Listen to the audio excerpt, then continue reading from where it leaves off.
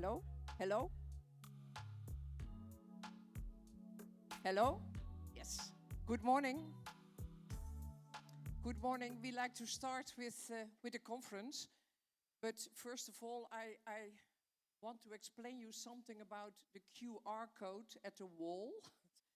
I think you have already read all your papers, but if you did not do that and you need translation, you see all over, you see QR codes at the banners. If you go there with your telephone, they bring you to a special page and you can sign in with your name, and then you have translation in German and English. And as you have read before you arrive here, you had to bring your own earphones and microphones. So I hope if you need translation that you did this. If you have questions later on, we can answer them. Okay, we start with a video.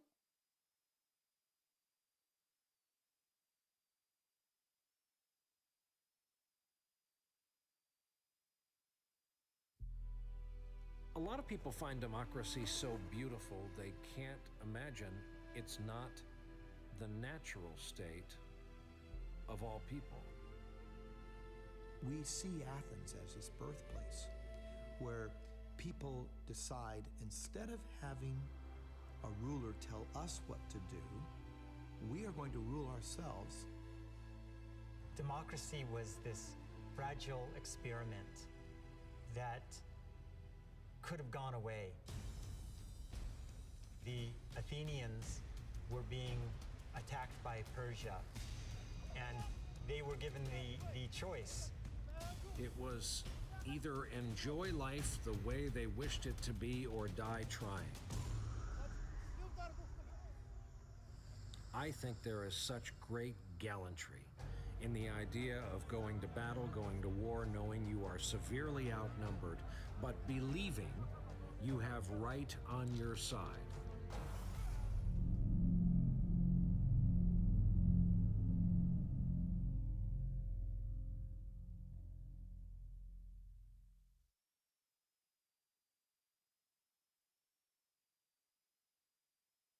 This is the idea that took over the world. First there was one democracy, Then 10, then 20. There were some setbacks. But people really seemed to want democracy. And eventually, most of them got one. But 15 years ago, democracy stopped spreading, and it might not pick back up again. Even some places that seemed safely democratic turned out not to be. Is there something wrong with democracy? They built up the rule of law, civil society, and some institutions. Normally, those are the building blocks that eventually add up to democracy. But they were really designed to make citizens just happy enough to protect the authoritarian system from the will of the people. And whenever the government feels like it could lose control, It uses the other side of its strategy, violent oppression and coercion. Society descended into chaos that is getting worse every day.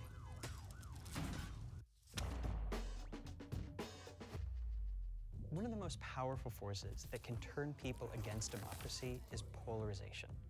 When people feel scared enough of their political opponents, it feels more important to protect their side than it does to protect democracy.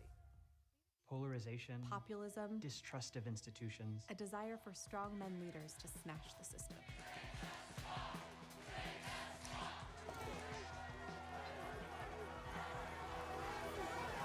These things don't necessarily mean that democracy is doomed, but they show that in times of social stress, even a free people can dismantle their own democracy without realizing they're doing it. Democracy is still a pretty new system of government. That century-long trend might not have been a trend at all. Just a few one-time moments that we mistook for inevitability. We want to believe it will last forever, But we can't be sure.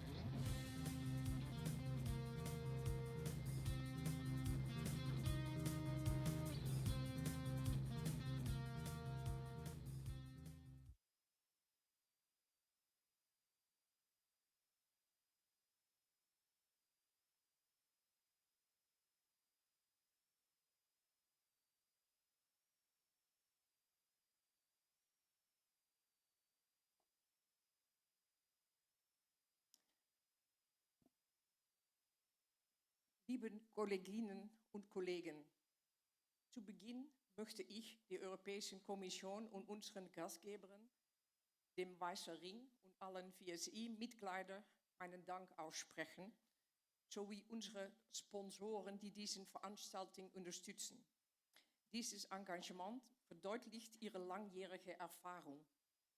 Ständiges Engagement für den Schutz der Rechte der Opfer, die kürzlich in Frage gestellt wurde, erstens durch die Pandemie und jetzt durch die humanitäre Krise, die durch den Krieg in der Ukraine verursacht wurde. Wir haben das Jahr 2023 mit vielen Unsicherheiten begonnen. In verschiedenen Teilen der Welt nehmen die Spannungen zu, auch hier in Europa. Wir sehen gesellschaftliche Spaltungen und Schwächung unserer Grundwerte und unserer demokratischen Systeme. Auch wenn die Zahl einer Straftaten zurückgeht, beobachten wir, dass andere zunehmen und sich sogar beschleunigen. Because I see a little bit confusion of the translators, I go on to English on this moment. But I like to herzlich welcome WEISSER Ring for being here. Dear conference guests, I wish at the outset to express my gratitude to the European Commission, our host, WEISSER Ring, all VSE members, as well as our sponsoring partners supporting this event. Such involvement illustrates their long-standing commitment to protecting victim rights, which have recently been challenged, firstly by the pandemic and now by the humanitarian crisis caused by the war in the Ukraine. We have started 2023 facing many uncertainties. The tensions are rising across different parts of the world, including here in Europe. We see social divisions and a weakening of our fundamental values and our democratic systems. Even as some crimes reduce in numbers, we see other increasing and even is accelerating. We know at least 15% of the population experiences serious crime every year, affecting not only those individuals, but also their families, their friends, and their communities. Every one of us will know someone who has been a victim of crime. Every one of us could become a victim of crime.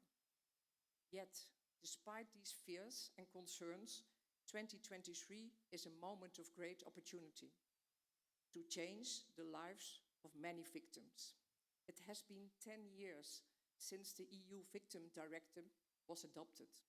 This year, and also in 2023, we are likely to see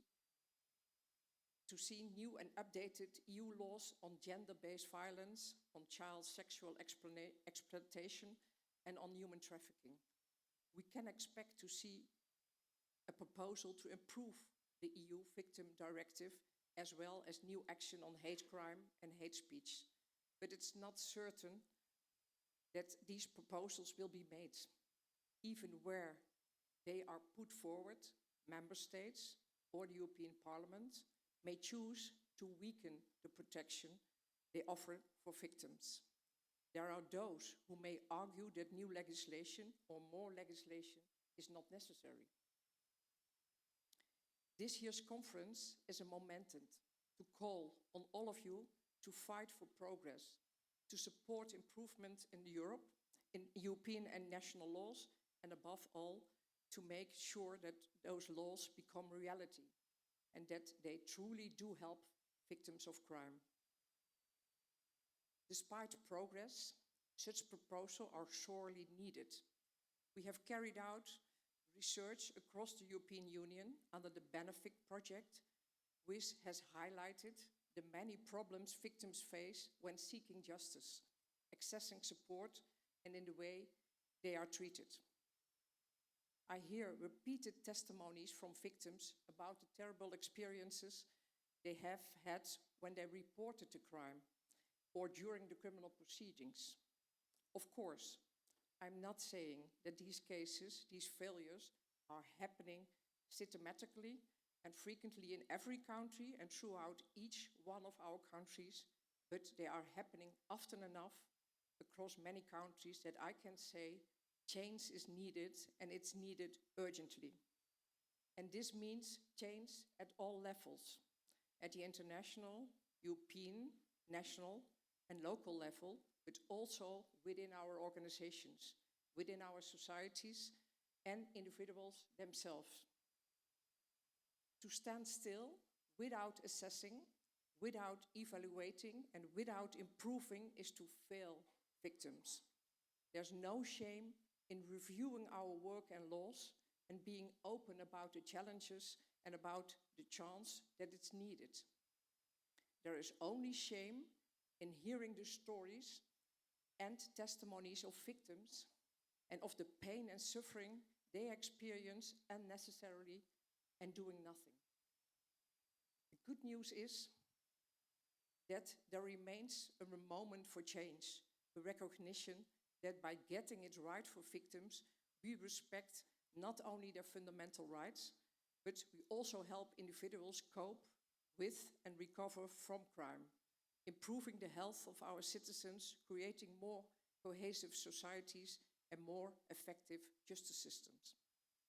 All the while, boosting our economies such that every action to address the needs of victims is an investment in all our futures, increasing our resilience in these unstable times.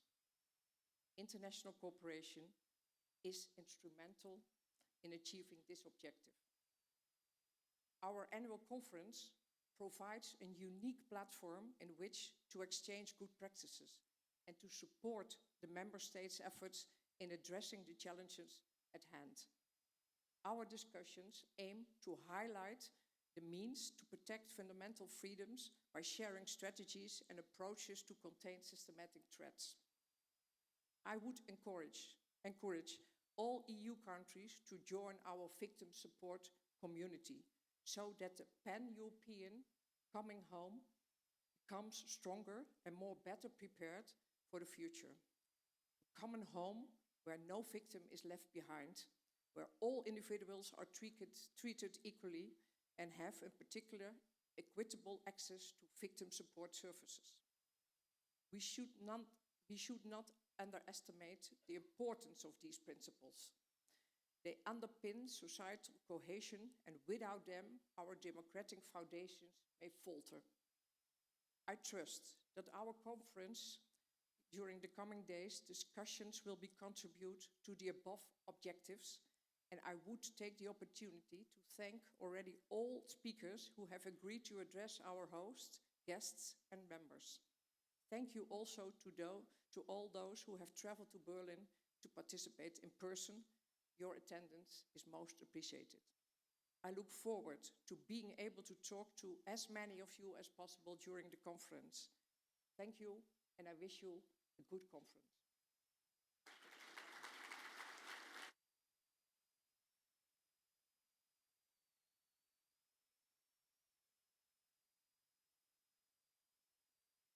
Sorry, I was too quick. I give the floor to Lev, our Director from Victim Support Europe in Brussels, and the COO of WEISSER here in Berlin, Bianca, Biwer.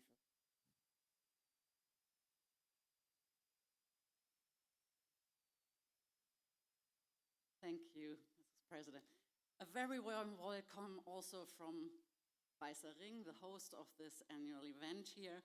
We are very happy to physically welcome you now, since we are planning this event in 2020 as the 30th birthday of WSE, and as a founding member of WSE, of course, WEISSER felt the responsibility but also the honor to welcome you here in Berlin.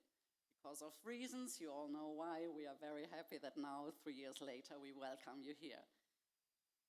And the very urgency of our agenda increased already in 2020 utmost present topic as the democracy, fundamental freedoms and fundamental rights protection being under pressure, as well as increasingly victims from conflict-affected areas, gets more relevant every year, every month, every week, I would even say. So as co-moderator, I can't underline what President Rosa just said. Fight to progress, to support improvements in Europe and national laws, and make sure it really helps victims of crime.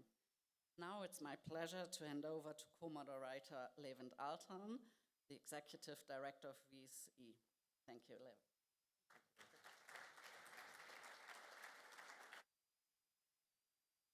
Morning, everyone. I won't take your time, so I will do the housekeeping and everything else, but it's an absolute pleasure to see you all, to see so many friends, familiar faces, and new people. Welcome also to all of our international guests. We have friends coming over from South Korea, from the US, and many other countries. So it's great to have you and great to have everyone online as well. I think this year is actually our largest conference. We have around 300 people, so keep on growing, getting bigger and better. So just quickly with the housekeeping, I have to make sure I don't get into trouble with Marina by getting this all wrong. So this is to do with fire safety and housekeeping rules. So in the event of a fire, the fire alarm will operate and will immediately evacuate the building. Stands to reason. Please exit the venue following the standard free fire exit signs, which indicate the shortest route. So you can see the green signs.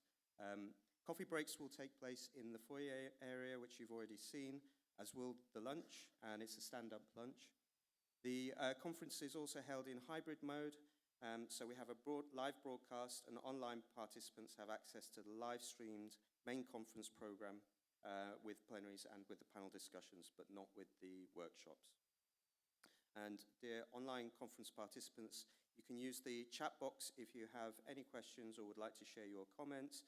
We will try to address some of those. We always struggle, I think, in these conferences to do questions and answers, but we will try to address some of those over the course of the next 3 days. There is, as you know, the simultaneous translation service. You have all of the QR codes, and if you don't have the QR app on your camera, then there is the web link. The translation is German, English, English, German. So please go and scan that if you haven't done already. We know that a number of speakers will be speaking will be speaking in German. In terms of timekeeping, we're already late, I know. But Leia, who is at the back, has told me I have 5 minutes. Speakers will also have a 1-minute warning. I was at a conference last week. This is organized by Police and Intelligence Services. They have a huge gong, so we don't have that for our speakers because we know you don't need it. So that's all the housekeeping. I have the absolute pleasure now to introduce a very wonderful lady, Astrid Passin, who is the spokeswoman for the survivors and victims of the attack on the Breitscheidplatz on 19th of December 2016. So Astrid, it's over to you. Thank you.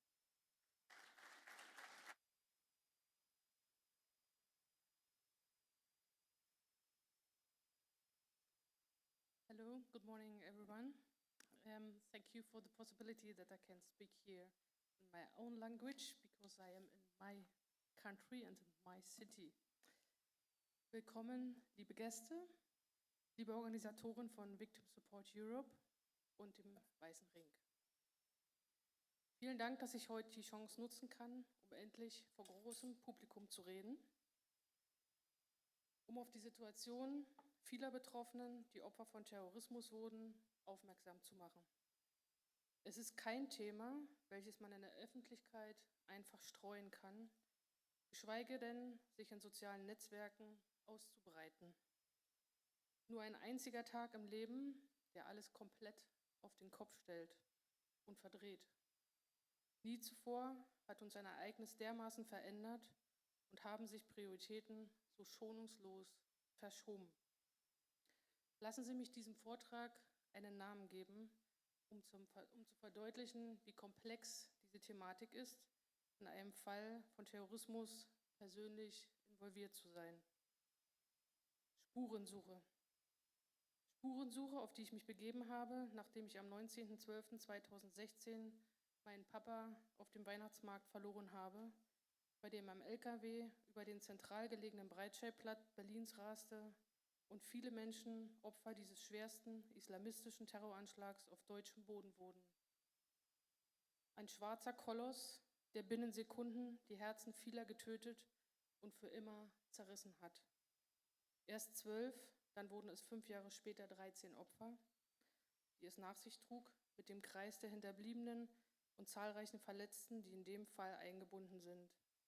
Ein grober Umriss, der im Detail sich so brisant und umfangreich darstellt, dass es Stunden bedürfte, um mir wiederzugeben, welches Ausmaß dieser Anschlag nicht nur für uns, für Deutschland, Europa und international an Bedeutung gewonnen hat. Eine Kette des Krieges, von der wir global überfallen worden sind. Und hier stecke ich nun fest. Ich bin mittendrin. Mich hat es getroffen, meine Familie, mein Leben und das Leben hunderter Angehöriger, Überlebender, Helfer und der zivilen Gesellschaft. Spurensuche. Weihnachten 2016. Im Refugium der Gedächtniskirche aufgenommen, begann der Blick zu schweifen. Tränen, Verbitterung, Trauer und Fassungslosigkeit. Hier begann es. Seither ist das Fest der Liebe geprägt von diesem Tag der Schwerelosigkeit, in der man sich befindet. Man spürt nur diesen Verlust, Angst und völlige Ratlosigkeit.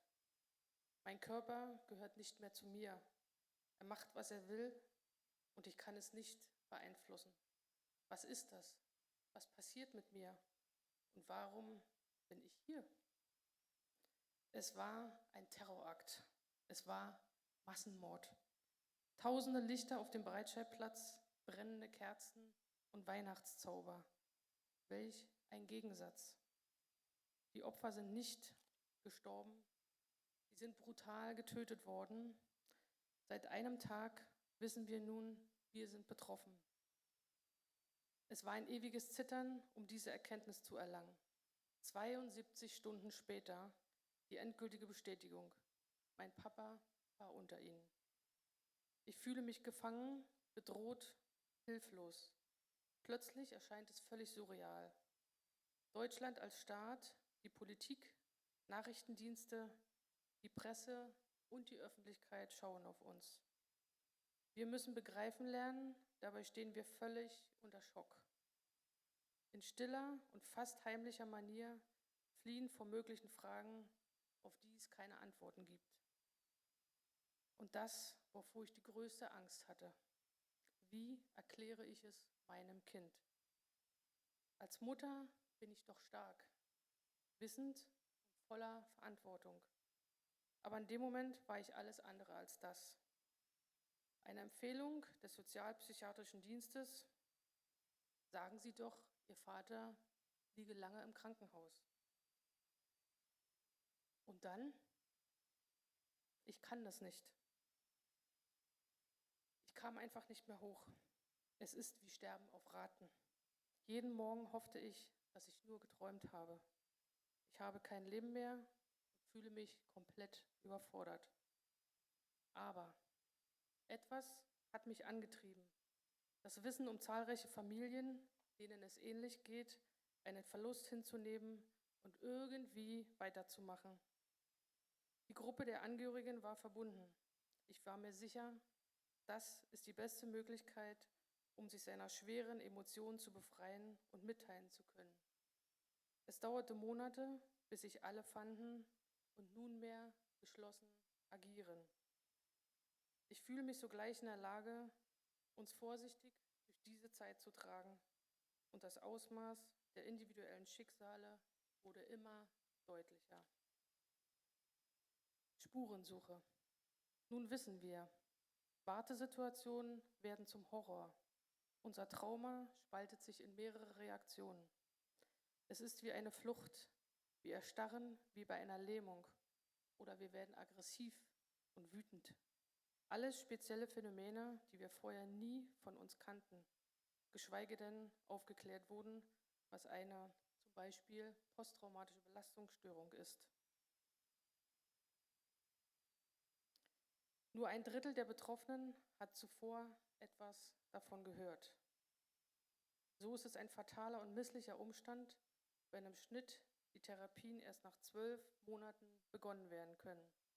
Somit kann sich diese PTBS schon chronisch sein, weil sie sich im Körper bereits manifestiert hat. Man kann verstummen und plötzlich versagt der ganze Sprachautomat. Oder man friert ein. Der gesamte Bewegungsapparat scheint außer Gefecht. Und es kommt zu unkontrolliertem Zucken, Zittern bis hin zur Lähmung in den Armen oder Beinen. Es gibt Betroffene in Rollstuhlen sitzend, an Krücken laufend, monatelang im Koma liegend oder es fehlen sogar Gliedmaßen. Sie wachen auf und wollen nicht mehr. Isoliert, monatelang, sogar jahrelang. Verfallen teilweise einer Sucht. Mit Tabletten, Drogen oder Alkohol verbannen sie sich in eine heile Welt, um sich zu ertragen. Wie lange ergeben wir uns diesem Umstand? Wie lange braucht es, um sich aus diesem Dilemma zu befreien, wenn es überhaupt möglich ist? Natürlich spalten sich diese Besonderheiten in unterschiedliche Richtungen und Ausprägungen, aber es gibt sie und es bedarf professioneller Hilfe. Welche Maßnahmen erhalte ich und wohin kann ich mich wenden? Beginnend schien alles in völligem Chaos verschwunden zu sein. Was bin ich? Hinterbliebener? Angehöriger? Ersthelfer? Zeuge? Überlebender? Wo ordnet man mich ein? Wer ist für mich zuständig? Und was bedeutet diese Zuordnung letztendlich für zukünftige Bescheide? Ich bin völlig desorientiert und fahrig. Ich bin dienstunfähig, muss zu einem Arzt oder doch lieber gleich in ein Krankenhaus? Spurensuche. Wen muss ich informieren? Wen möchte ich informieren? Die Familie, Freunde, Arbeitskollegen, Kunden, Vorgesetzten, meine Universität oder Schule, meine Handelspartner, Firmen, Versicherungsvertreter, mein Sport- oder Freizeitverband? Wie gehe ich vor? Was mache ich zuerst? Telefonieren, ohne Stimme, mit zitternder Stimme oder lieber schreiben? Ich kann nicht mal einen Stift halten, geschweige denn aus den Augen sehen, weil ich ständig vor Tränen überfallen werde. Was hat Vorrang? Was ist wichtig? Die Berufsgenossenschaft, das Jobcenter, die Krankenkasse, das Versorgungsamt, die Rentenkasse oder die Unfallkasse. Dann war noch eine Verkehrsunfallversicherung und ein Opferbeauftragter des Landes Berlin. Und der Opferverband. Es gibt einen Opferverband. Was macht der? Gehöre ich dazu? Wozu zähle ich? Bin ich Opfer von Gewalt, obwohl es ein Terrorist war? Die Auskunft war doch, es wird wie ein Verkehrsunfall gewertet, weil es einen LKW per Gesetz als Tatwaffe nicht gab. Oder doch lieber gleich ein Rechtsanwalt? Habe ich überhaupt eine Versicherung? Was brauche ich? Ein Anwalt für Strafrecht, Sozialrecht, Medizinrecht, Arbeitsrecht, Familienrecht, Erbrecht oder am besten einer für alles? Wie kann ich das bezahlen? Muss ich das bezahlen? Ich bin doch nicht schuld. Woher bekomme ich die nötigen Auskünfte? Ich muss mich doch erst um die Formalitäten meines Angehörigen kümmern. Die Wohnung oder ein Haus auflösen. Anmelden, abmelden, kündigen und dann noch die Bestattung. Aber wohin? Welche junge Frau oder junges Ehepaar hat denn dafür vorgesorgt? Noch eine Versicherung? Eine? Welche Umstände erwarten mich hier? Ich kann die Wohnung gar nicht betreten. Leere, Stille. Ich kann nicht, aber ich muss. Ich brauche einen Arzt. Aber welchen? Allgemein? Ich brauche doch einen Facharzt, einen Psychologen, Neurologen oder lieber einen Orthopäden, weil ich solche Schmerzen habe. Schmerzen wie ein dauerhafter Dolch im Rücken. Ein Kraftwerk hämmert in meinem Schädel, das nicht zur Ruhe kommt. Tag und Nacht, immer gleich, jahrelang. Wer hört mir jetzt zu? Kann ich überhaupt allein dorthin? Versteht mich überhaupt jemand? Nein. Sie sind ja besonders empfindlich. Ich will gar nicht mehr raus und möchte mich am liebsten nicht mehr bewegen. Und dann, es klingelt das Telefon, mehrmals. Ich möchte nichts sagen. Ist es die Polizei? Ist es die Presse? Steht schon jemand vor meiner Tür? Und immer wieder der Gedanke, es war ein Terroranschlag. Am liebsten verstecken, im Dunkeln sein, und einfach nichts machen müssen. Womit habe ich es hier zu tun? Den Fernseher kann ich auch nicht anmachen. Zu viele Bilder, Dokumentationen, Berichte mit Vermutungen, mit dem Tatort und dem mutmaßlichen Terroristen. Bilder, die ich nicht ertrage, auch nicht sehen will. Viele Hinweise erhält man doch über das Internet, soziale Netzwerke oder Webseiten. Aber vorerst interessiert mich nichts. Einfach nur Ruhe, aber der Druck wächst. Wir möchten wissen, was passiert ist. Spurensuche. Doch, was nehme ich wahr? Wo ist die Politik? Warum reagiert hier keiner? Die Senatsverwaltung? Der Bürgermeister? Das Bundesamt für Justiz? Das Innenministerium? Das Bundeskanzleramt oder das Präsidialamt? Es schien, als wären die Behörden im Winterschlaf und die Referate nur bedingt besetzt. In Urlaubsvertretung. Und wir? Wer kümmert sich um uns? Wer steht uns bei? Ich muss meine Kräfte mobilisieren und frage mich durch. Nach 3 Monaten meldet sich der Bürgermeister von Berlin. Wir sind verwirrt. Warum erst jetzt? Derweil fragt man sich, warum es keine Bilder unserer Opfer gab. Wir haben es so entschieden, da sich die Umstände so misslich aneinanderreihten. Aus dieser Deckung heraus versuchte ich, eine Gesamttraueranzeige zu entwickeln. Aber in welchem Medium? So wäre es doch ein deutliches Zeichen, ohne Spekulationen und Vermutungen. Das geht so aber nicht, waren die Antworten. Hingegen groß und breitflächig der Terrorist. Jedes Kind kennt seinen Namen. Wir verstehen, das ist also der Umgang der Presse, pietätlos die Berichte und unser Ruf nach Veränderung, wer hier die Leidtragenden sind und wie geschmacklos auf Fotos im Internet geteilt wurden. Einfach schauderhaft. Spurensuche. Ich kann einen Antrag stellen. Es türmen sich Fachbegriffe. Schockpauschale.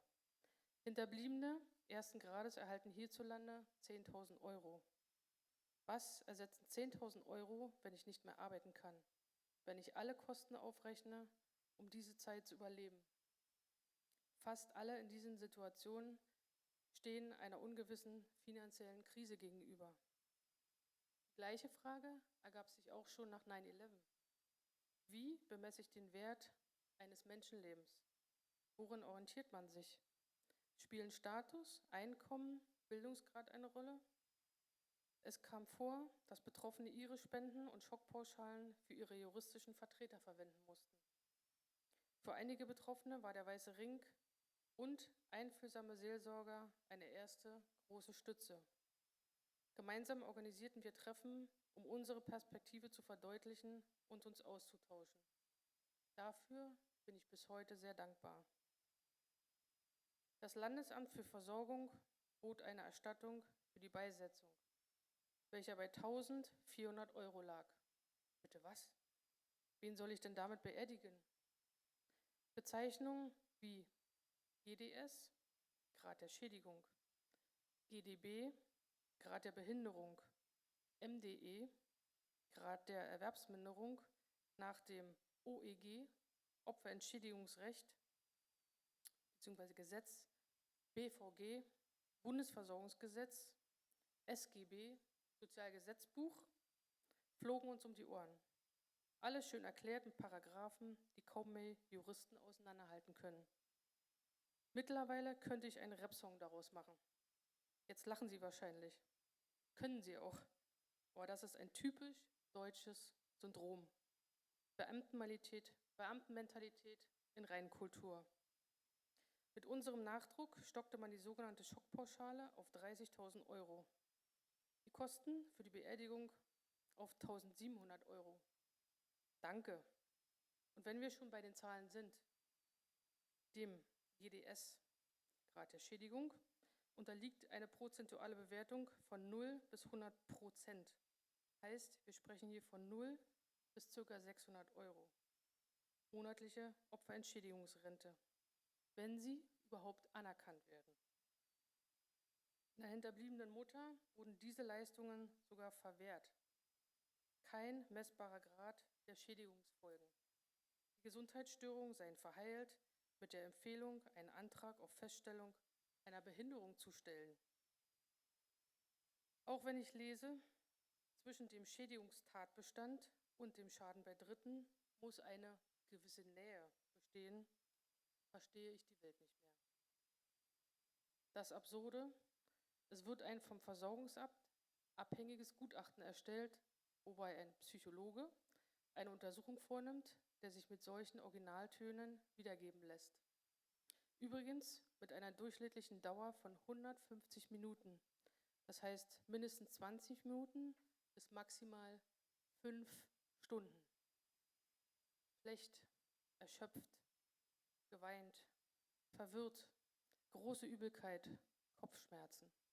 Ich fühlte mich zurückversetzt in die Nacht vom Anschlag. Sehr stressig, schwierig zur Ruhe zu kommen, eine Atmosphäre von Druck. Für mich viel zu anstrengend und ich fühlte mich nicht verstanden. Mein Körper rebellierte jedes Mal durch Zittern, übergeben.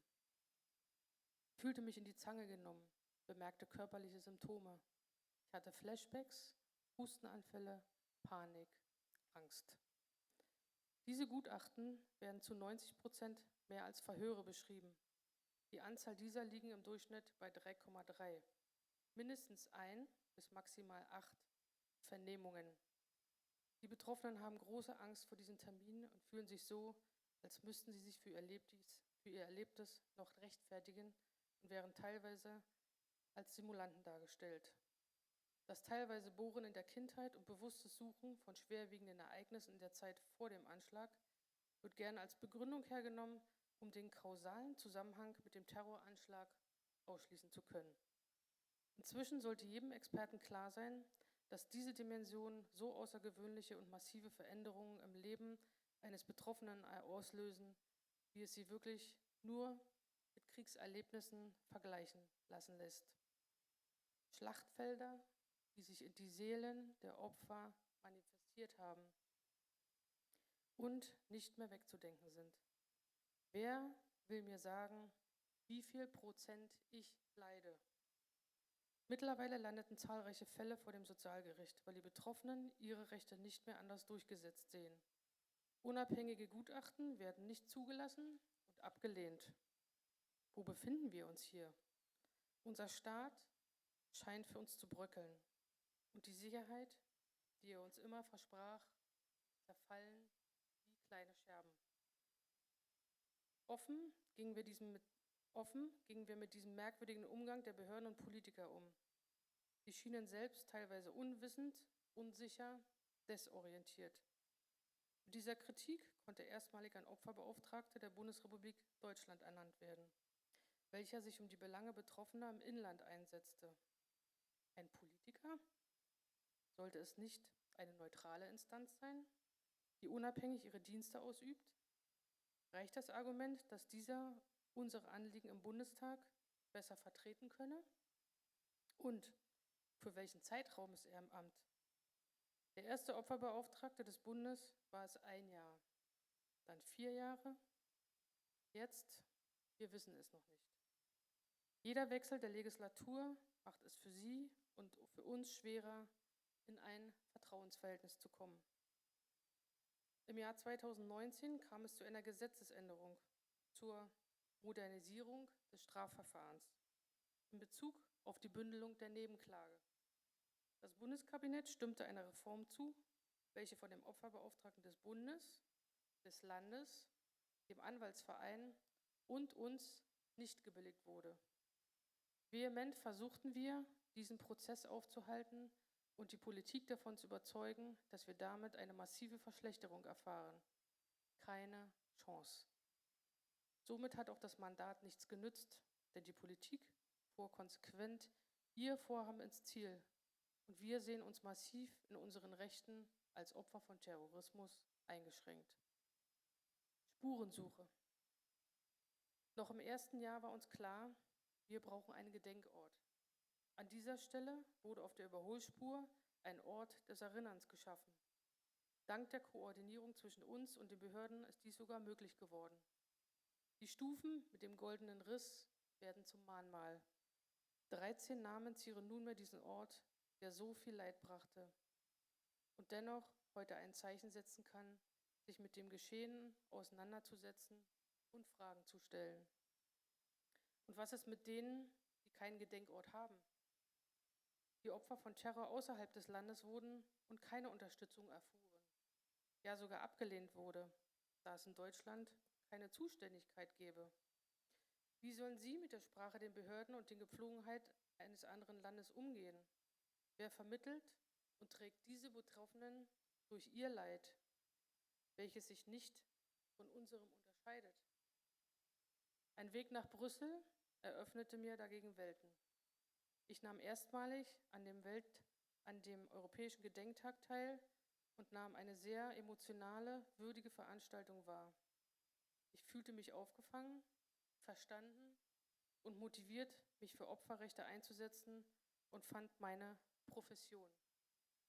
Ich wirke seither in den Expertengruppen für die Opfer von Terrorismus und empfinde Stolz dabei, dass ich dazu einen aktiven Beitrag zur Veränderung leisten kann, um die Situation der Betroffenen zu verbessern. So wie ich es auch ganz individuell mache, indem ich direkt Hilfe leiste, leise Gespräche führe, Angehörige und Ersthelfer ganz persönlich unterstütze und sie überzeugen kann, durchzuhalten, auch wenn es noch so ausweglos erscheint. Dank Victim Support Europe und anderen europäischen Organisationen, die sich für die Rechte der Opfer einsetzten, können wir diesen Prozess nur optimieren und voneinander lernen. Nachdem ich in Deutschland durch alle Fraktionen und Behörden wanderte, konnte ich sämtliche Richtlinien vorlegen, die auf EU-Ebene mit Hilfe aller Beteiligter entwickelt wurden. Ich durchlief das Kanzleramt, das Bundespräsidialamt, die Versorgungsämter, Landes- und Bundesbehörden. Somit verfolgte ich auch schnell das Ziel, auch in Deutschland einen nationalen Gedenktag zu entwickeln. Zunächst stieß ich auf Blockadehaltung. Man würde den Terror damit noch mehr forcieren. Aber sie sind locker. Meine Intentionen wurden immer stärker, je mehr Opfer von Terrorismus ich kennenlernte.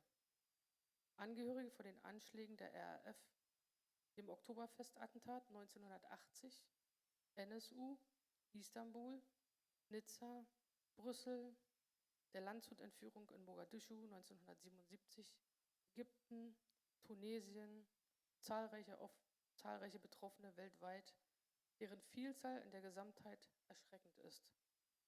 Unser Leid ist gleich, wie die Schmerzen und die Trauer, die wir jeden Tag spüren, egal wann der Anschlag stattfand. Auch in New York, dem Internationalen Gedenktag, ist den Opfern von Terrorismus weltweit ein Zeichen gesetzt worden. Dort konnte ich erstmalig im UN-Hauptquartier die deutsche Perspektive vertreten und habe somit die beste Grundlage, auch die dortigen Erkenntnisse nach Deutschland zu tragen und hier einzubringen. Folgende Punkte sollten in die Leitlinien für Victim of Terrorism einbezogen werden. Unterscheidung von Gewaltstraftaten und Terrorverbrechen.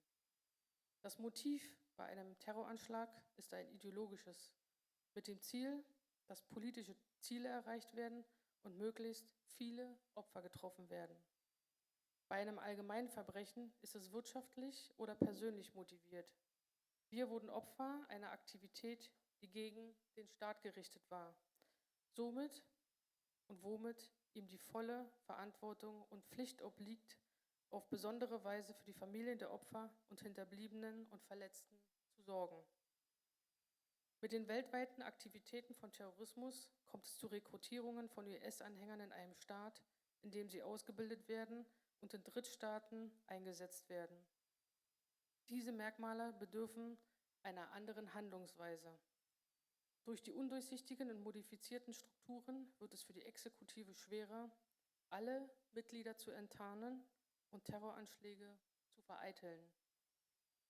Es braucht einen Opferbeauftragten der BRD für Opfer von Terrorismus im Ausland, also auch für den nicht-europäischen Raum. Es braucht einen nationalen Gedenkort.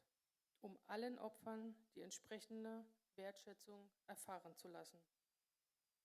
Es müssen globale Abkommen zwischen EU- und Nicht-EU-Staaten entwickelt werden, mit denen Entschädigungen zwischen den Ländern erfolgen können. Das bezieht sich auch auf die Möglichkeit, dass deutsche Staatsbürger an Strafprozessen im Ausland, also EU und Nicht-EU, teilnehmen können und eine Transparenz der dortigen Behörden zu gewährleisten ist. Wenn überhaupt noch ein Feststellungsverfahren sinnvoll erscheint, dann muss der Grad der Schädigung infolge eines Terroranschlags wissenschaftlich fundiert sein. Es kann nicht sein, dass bei den Betroffenen versucht wird, den Grad der Schädigung zu drücken, indem man das Leiden auf einen konstruierten Vorschaden zurückführt. Die Begutachtungen unterliegen Leitlinien, nachdem diese auch durchgeführt werden müssen, mit dem Erfordernis einer ausreichenden fachlichen Qualifikation, einer posttraumatischen Belasterfahrung, eines PTBS-erfahrenen Psychotherapeuten oder Arztes zu struktureller Dissoziation. Eine Leistungspflicht der Versorgungsämter sollte automatisch klar sein, zudem es sich hierbei nur um geringfügige Zahlungen handelt. Alle durch Terror invalide gewordene haben ein Anrecht auf eine volle Rente. Schulungen werden zum Beispiel intern bei den Berufsgenossenschaften gemacht. Dabei sollten sie an neutraler Stelle erfolgen. Solange die Versorgungsämter wie Unternehmen funktionieren, agieren sie in einem wirtschaftlich orientierten Prinzip, welches für diese Zwecke völlig ungeeignet ist. Es ist unabdingbar, dass die Mitarbeiter dieser zuständigen Behörden, Institutionen und Gerichte sich entsprechenden Schulungen unterziehen, um in der Lage zu sein, verständnisgerecht, leidensgerecht und unbürokratisch mit traumatisierten Menschen umzugehen. Es müssen kostenlos juristische Berater zur Seite gestellt werden, da diese aufgrund ihrer Traumatisierung und der damit verbundenen Einschränkungen nicht in der Lage sind und keine Kraft haben, ihre Interessen ohne Hilfe adäquat vertreten zu können. Die Zeit der Behandlungsdauer darf nicht begrenzt werden. Lassen Sie mich die Spurensuche mit einem Gedicht Hesses beenden. Geduld ist das Schwerste und das Einzige, was zu lernen sich lohnt. Alle Natur, alles Wachstum, aller Friede, alles Gedeihen und Schöne in der Welt beruht auf Geduld. Braucht Zeit, braucht Stille, braucht Vertrauen. Vielen Dank für Ihre Aufmerksamkeit, auch wenn es für den Beginn dieser Veranstaltung eine schwere Kost darstellt. Die Frage der Unterstützung von Terroropfern darf keine Frage des Budgets sein, sondern ist eine Frage der Politik und Einstellung. Folgen Sie Ihrem Herz, denn das möchten wir spüren. Herzlichst und mit friedlichen Grüßen, Astrid Passin. Vielen Dank.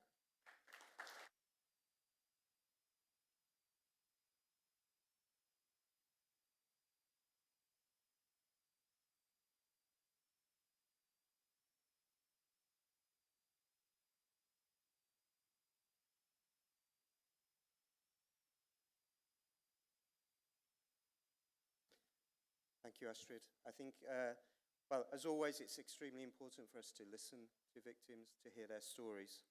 And I think Astrid shows how important it is to be prepared before an attack happens, but also how her experiences and challenges are reflected in other victims' stories as well, whether that's victims of terrorism, victims of sexual violence, victims of burglary, and many other kinds of crimes. So thank you so much, Astrid, for having the courage to stand.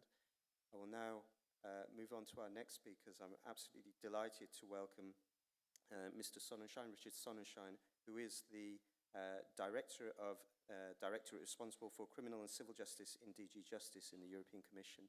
The European Commission is a great friend of victims and Victim Support Europe. They have consistently supported us. They have co-funded this conference today, and we're very grateful to them for that. So I'm very happy to have Mr. Sonnenschein. Thank you.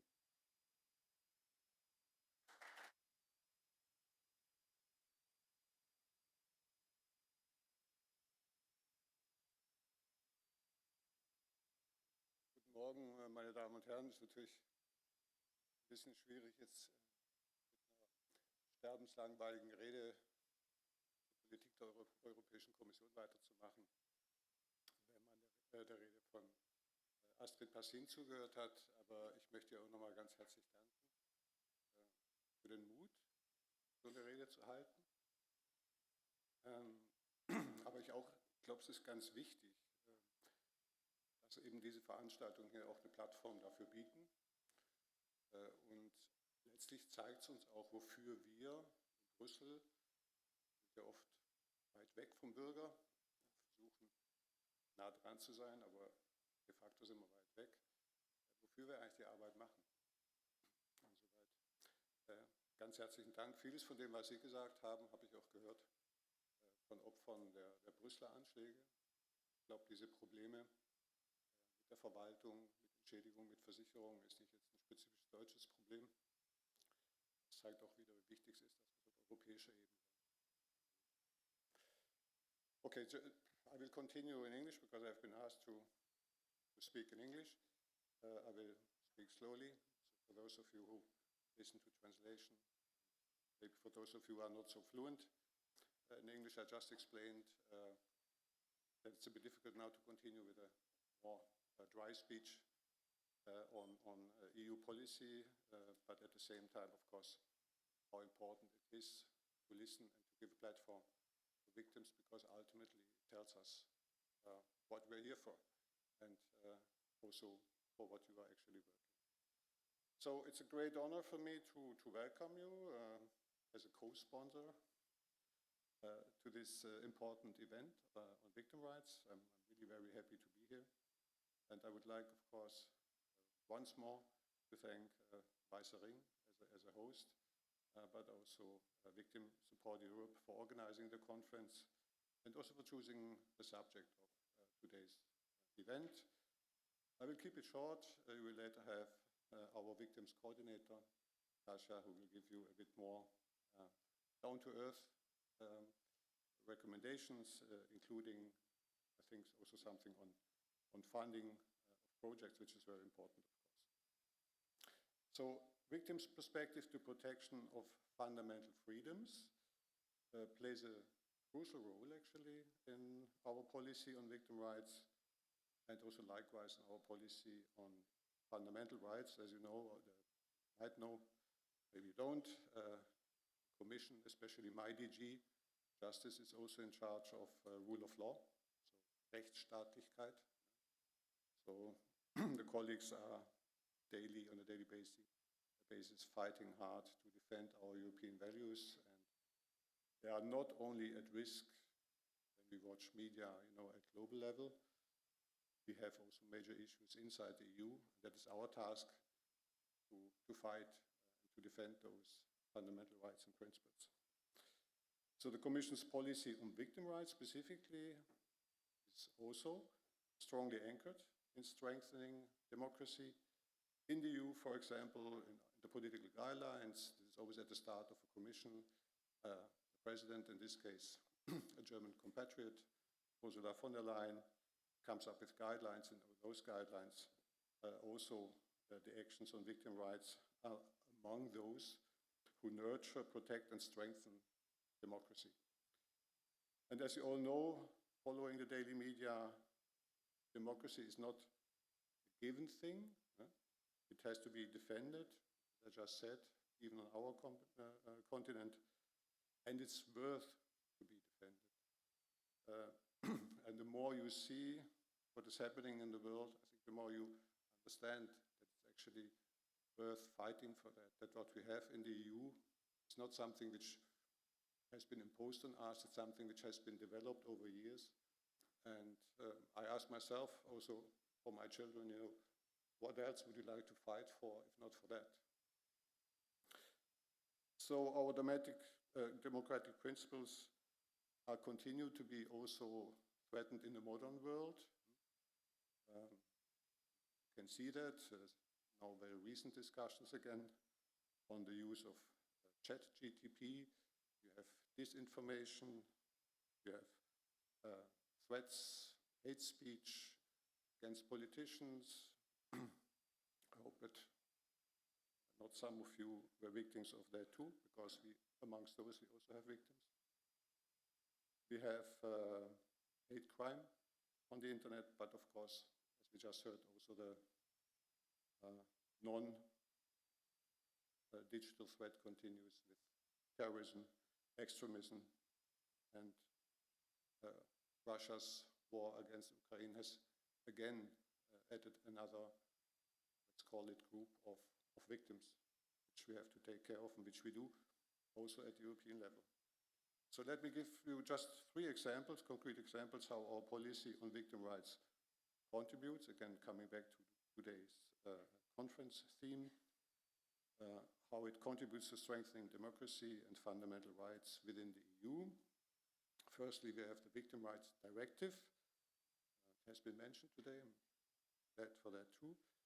So the main EU instrument on victim rights, it's already more than 10 years old, from 2012. We are currently revising it. The revision is quite advanced, and the new proposal will be adopted, and I hope that this date will not change anymore, on the 5th of July. It was foreseen for end of June, but it was for more agenda-related topics and reasons postponed for 1 more week, but it will be definitely adopted on the 5th of July. So it is constructed around the respect of fundamental rights and principles recognized in the EU Charter of Fundamental Rights. The Victim Rights Directive seeks to promote the right to dignity, life, physical and mental integrity, liberty, security, respect for private and family life, the principle of gender equality, very important, children's rights, the elderly and persons with disabilities, or the rights to a fair trial. It's a long list, but a very important list, and I think it's also important to mention all those points. So in fact, each of the victim rights under the directive corresponds to one or more of our fundamental rights. The upcoming revision of the victim rights, of course, correspondingly, of the directive will correspondingly, of course, and also contribute to fundamental rights.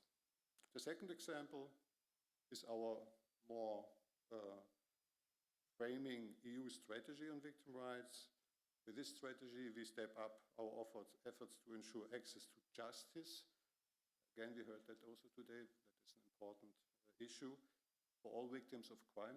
And we always emphasize that it's for all victims of crime, and no matter where they are, and also no matter where the crime took place. So in the EU and under whatever circumstances.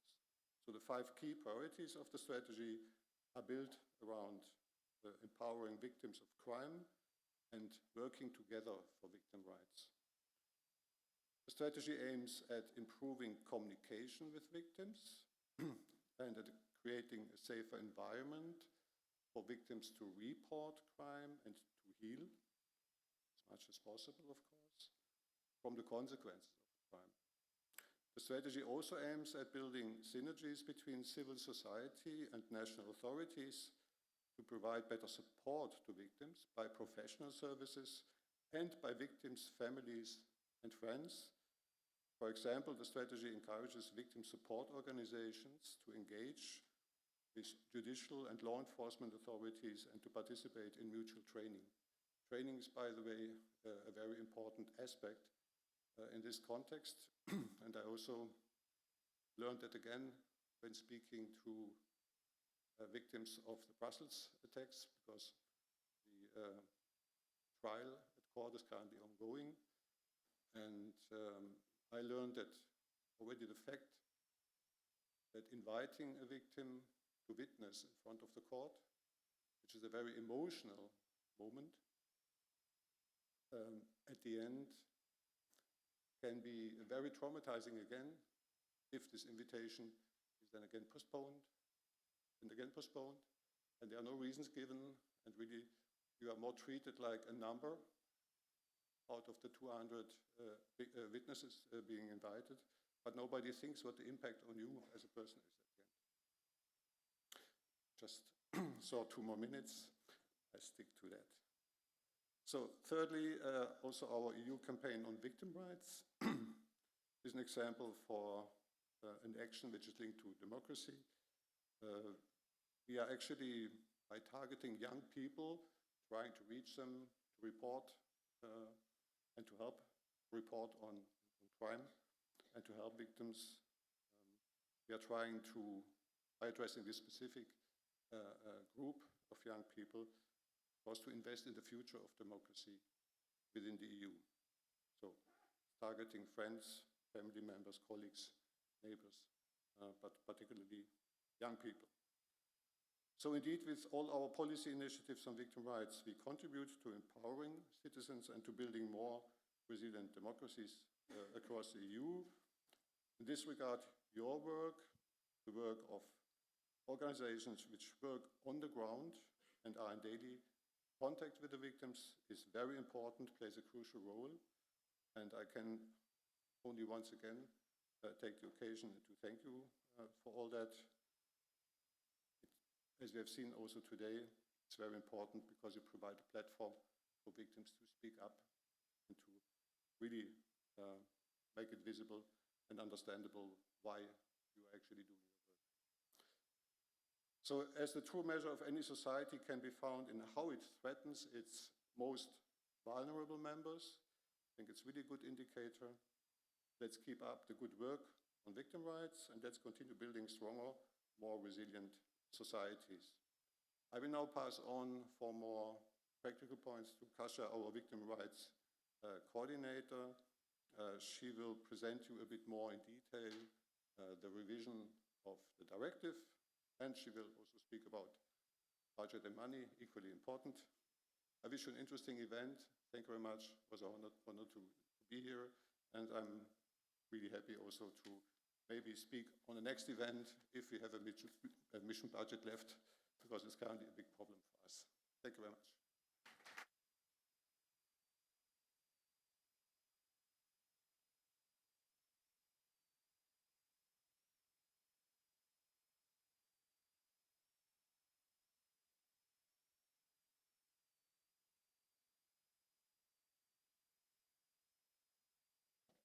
Thank you, Richard. Ladies and gentlemen, dear colleagues, dear friends, dear members of the victims' rights community, first, I really would like to join Richard in thanking the organizers, WEISSER, Victim Support Europe, for organizing this event and for choosing this important subject. Also, a big thank you to Astrid for your beautiful testimony. This is extremely important, and this is what gives us the energy and the motivation really to go forward with this work. So indeed, our EU policy on victims' rights is strongly anchored in the EU policy that aims at strengthening democracy in Europe and beyond. The upcoming revision of the Victims' Rights Directive will play a very important role in this regard. To address the shortcomings identified in the evaluation, we have prepared a set of ambitious but realistic amendments. And the Commission will adopt the revision of the Victims' Rights Directive on 5th of July. So until then, I cannot really speak about concrete amendments, but rather about our considerations for the amendments.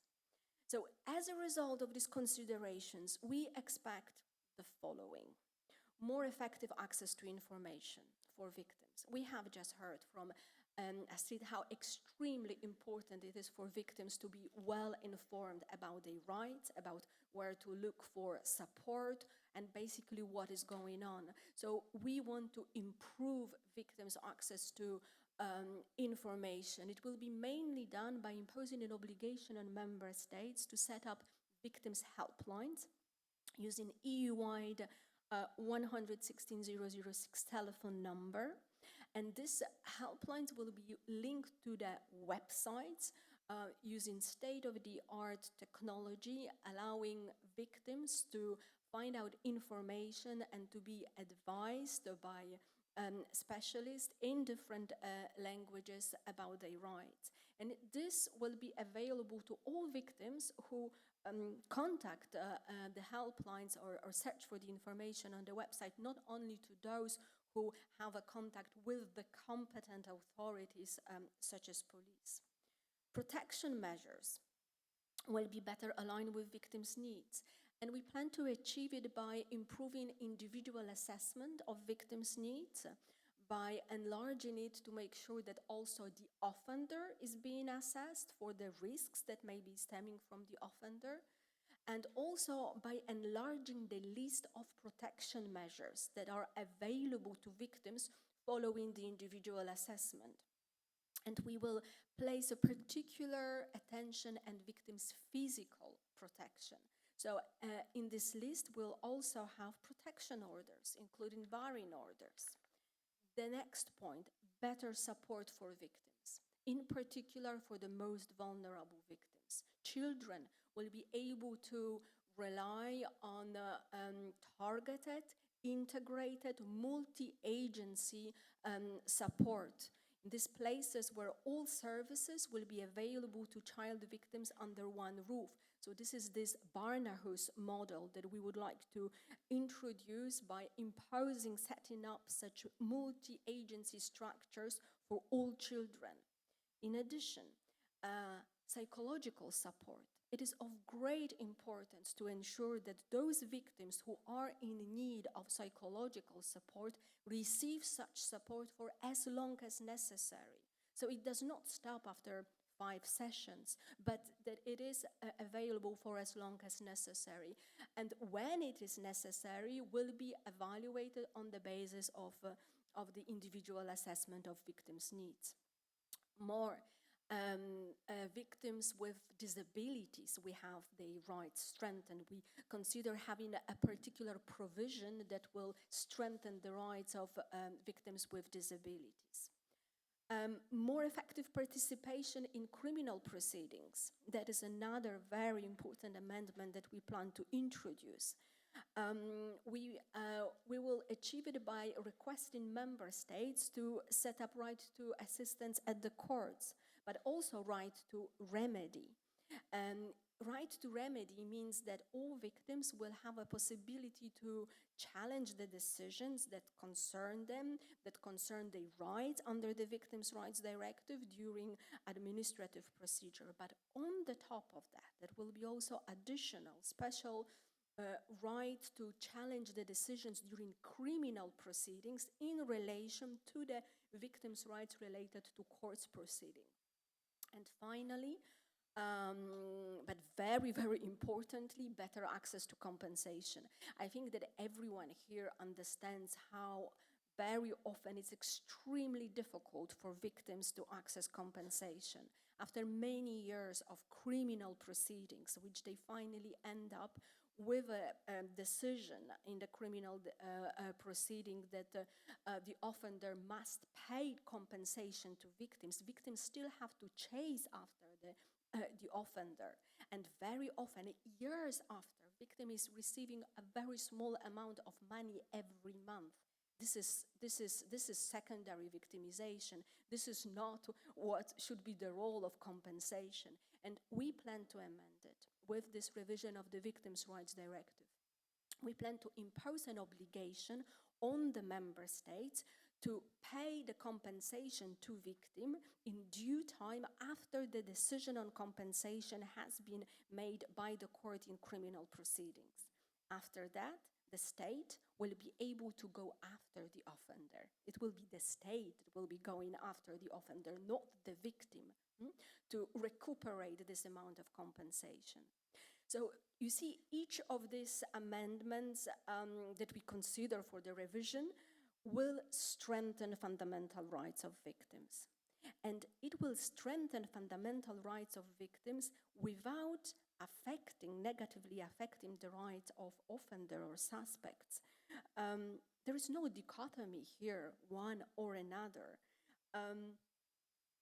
To the contrary, everyone will benefit from a more balanced criminal proceedings where the rights of both parties are equally respected. All these considerations, all these considered amendments will also have a positive impact on democracy in the EU, concretely by ensuring that victims have better access to information, that victims are better supported. They will be able to participate in a criminal proceeding more effectively and more fully.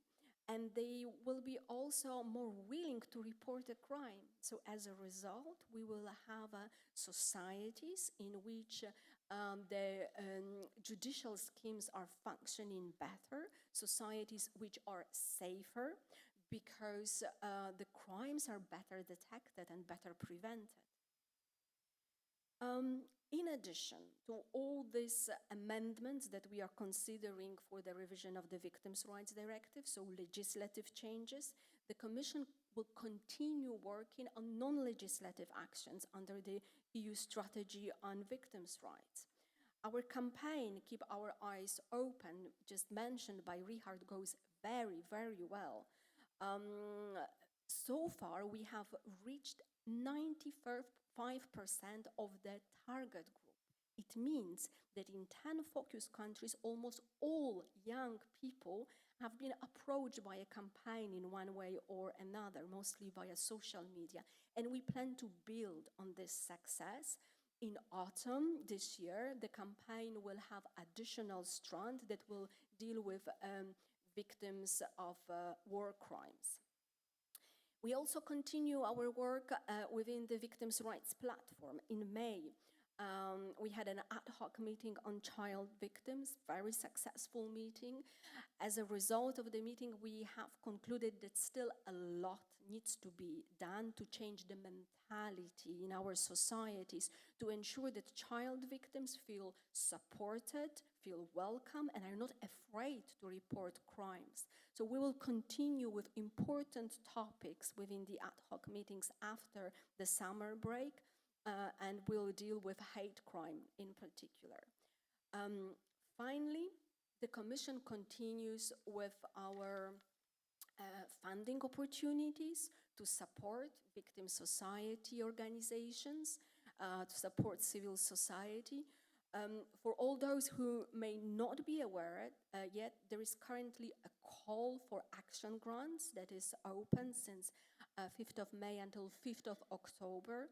We have available 6 million euros for the action grants in the area of victims' rights and procedural rights. So you're all very, very welcome to participate in this call. In particular, the next call will be in 2 years' time. This is a biannual call. So if you have any questions about the revision of the Victims' Rights Directive or any other policies of the Commission that I mentioned here, I'll be here for some time still, happy to discuss more in details to reply your questions. So let me finish just by saying that we cannot build democracy in one day. Similarly, we cannot strengthen victims' rights in one day. This is an extremely complex issue, and the work is really a process. This is a constant, everyday struggle for victims' rights. And in the Commission, we are very happy to have you all on board in this struggle. So thank you very much.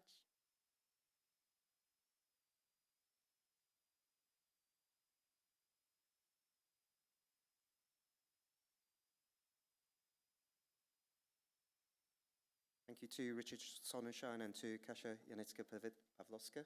I don't normally say your surname for some reasons. It shows the commitment of the Commission that you're both here, I think, but also I think the exciting agenda you've put forward. I think we're all looking forward to the EU Victims Directive, so thank you for setting out some of the challenges, but also some of the opportunities. I will now hand over to Marina, who's going to do a very short icebreaker or survey, and then we'll move on to the next agenda.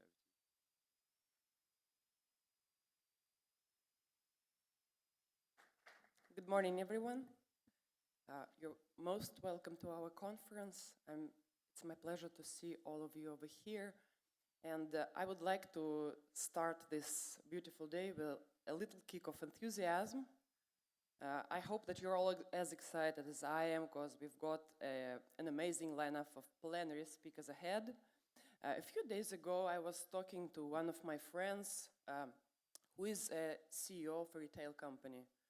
And he was trying to explain to me the research that they had recently done about the employee engagement. And he asked me a question. Marina, when do you think the majority of vacations are booked? And of course, I had some consequential clues, and I was already figuring out where he was going with that. And I answered, I would guess that the majority of vacations are booked during lunch break, when people are at their jobs and they want to escape from work. And he said, well, you're very close, but the situation is worse than that. The majority of vacations are booked when people are actually on company time, when they are at their meetings or when they are actually sitting at their desks. And I said, wow, I cannot believe they really do that. And then at that very moment, I suddenly realized how happy I am, because while being at work, I never feel that I'm at work. While being at work, I never count time being at work, because the job that we are doing here at Victim Support Group and in victim support sector, the job that helps others, is very hugely rewarding. And so I would like to take a quick moment to get to know each and every one of you and to understand where you come from, what do you do at work, and actually what are your expectations from this event. Only three short questions. I invite all of you to scan the QR code or to just type on your device slido.com. You see on the screens the password that you have to enter.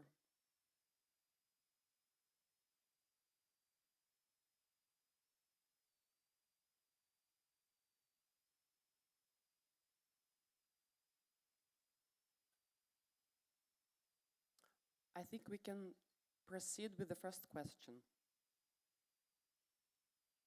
So the first question is, which country are you representing in this event? Germany is the most, is leading. United States, Sweden, Kosovo, Belgium, Finland, Latvia, the US, Ireland. So mostly Europe, but then yes, we see here the United States. We see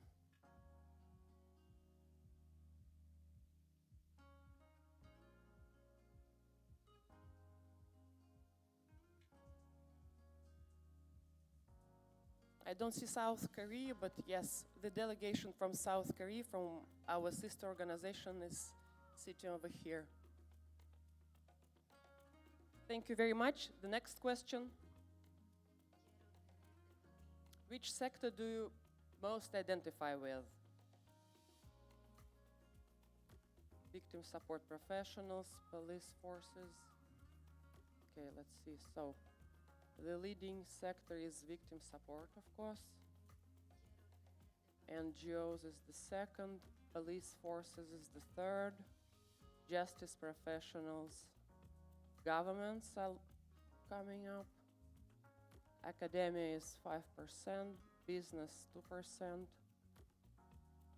Journalists are the last ones. Thank you very much. And the last question. Describe in one word what you're expecting from this conference.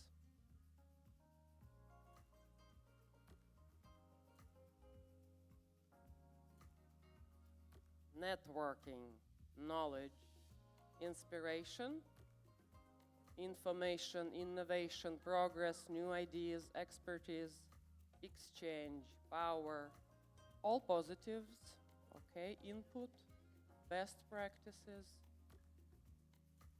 solidarity, insights, fun. So I'm stopping on the word fun, and I give the floor now to Bianca, who will introduce our plenary speakers. Thank you very much.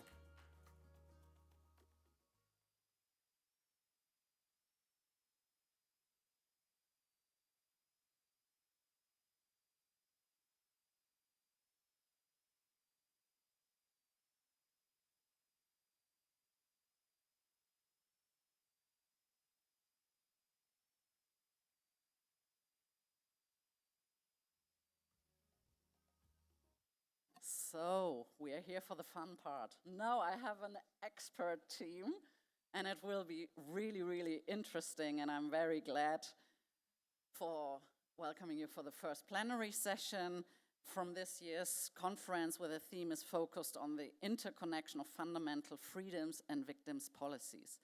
It's a theme driven by rising crimes against politicians and journalists, increasing extremism, terrorism, and hate crimes, as well as attempts to stifle free speech. And we want to immerse into the question of why democracy and fundamental freedoms matter for victims' rights. And I have an excellent team here of experts, and so I won't talk any longer, but let them have the floor. And first of all, I would like to welcome our first speaker, Tom de Bruyn, more or less. Okay, we need to talk about it with a glass of wine.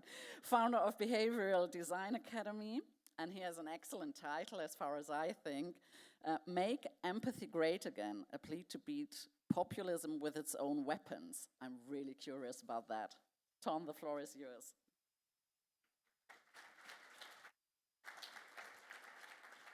So good morning, everyone.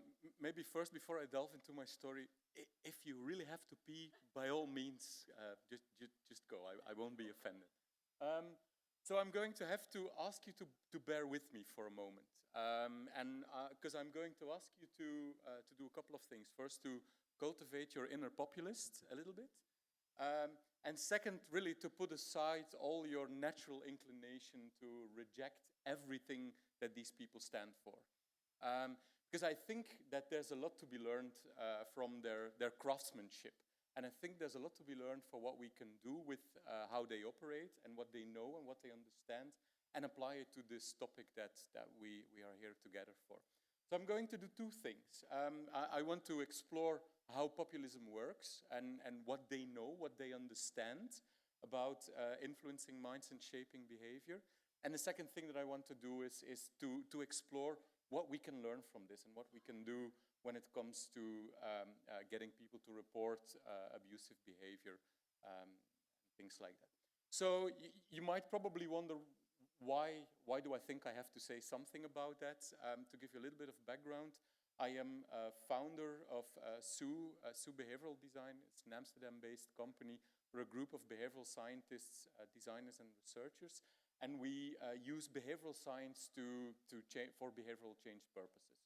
So for the last 7 years, for instance, I've been working for the Dutch Prime Minister, been working for the Social Democrats in Belgium, really to help them to fight populism and to win elections.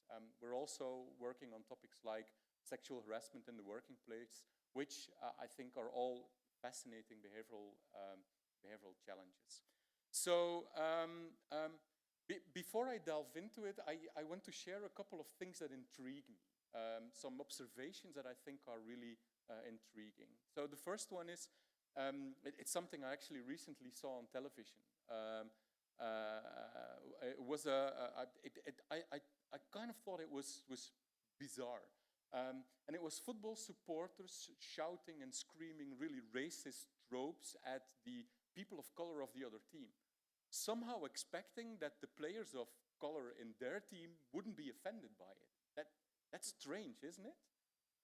That you can scream and shout because the people of color in the other team are just the other people, but you kind of expect that the people in your team are not offended by it. The second thing that kind of puzzles me, and I hope the Americans in the room are not offended, is one of the strongest supporter groups of Donald Trump are Christians. Now, the core value of Christianity is compassion. Now, if there's one thing that we can say a lot of things about Donald Trump, but if there's one thing he really doesn't stand for, then it's compassion. So it's interesting to see that Christians are starch supporters of Donald Trump, whereas he really stands for everything that doesn't really match with their core values. Somehow he's able to connect with something deeper, something else. And then the last fascinating observation, I would say, is of things that intrigue me are about activists. If there's one thing with activists that keep popping up, is that the majority of people have a deep, deep hatred of activists.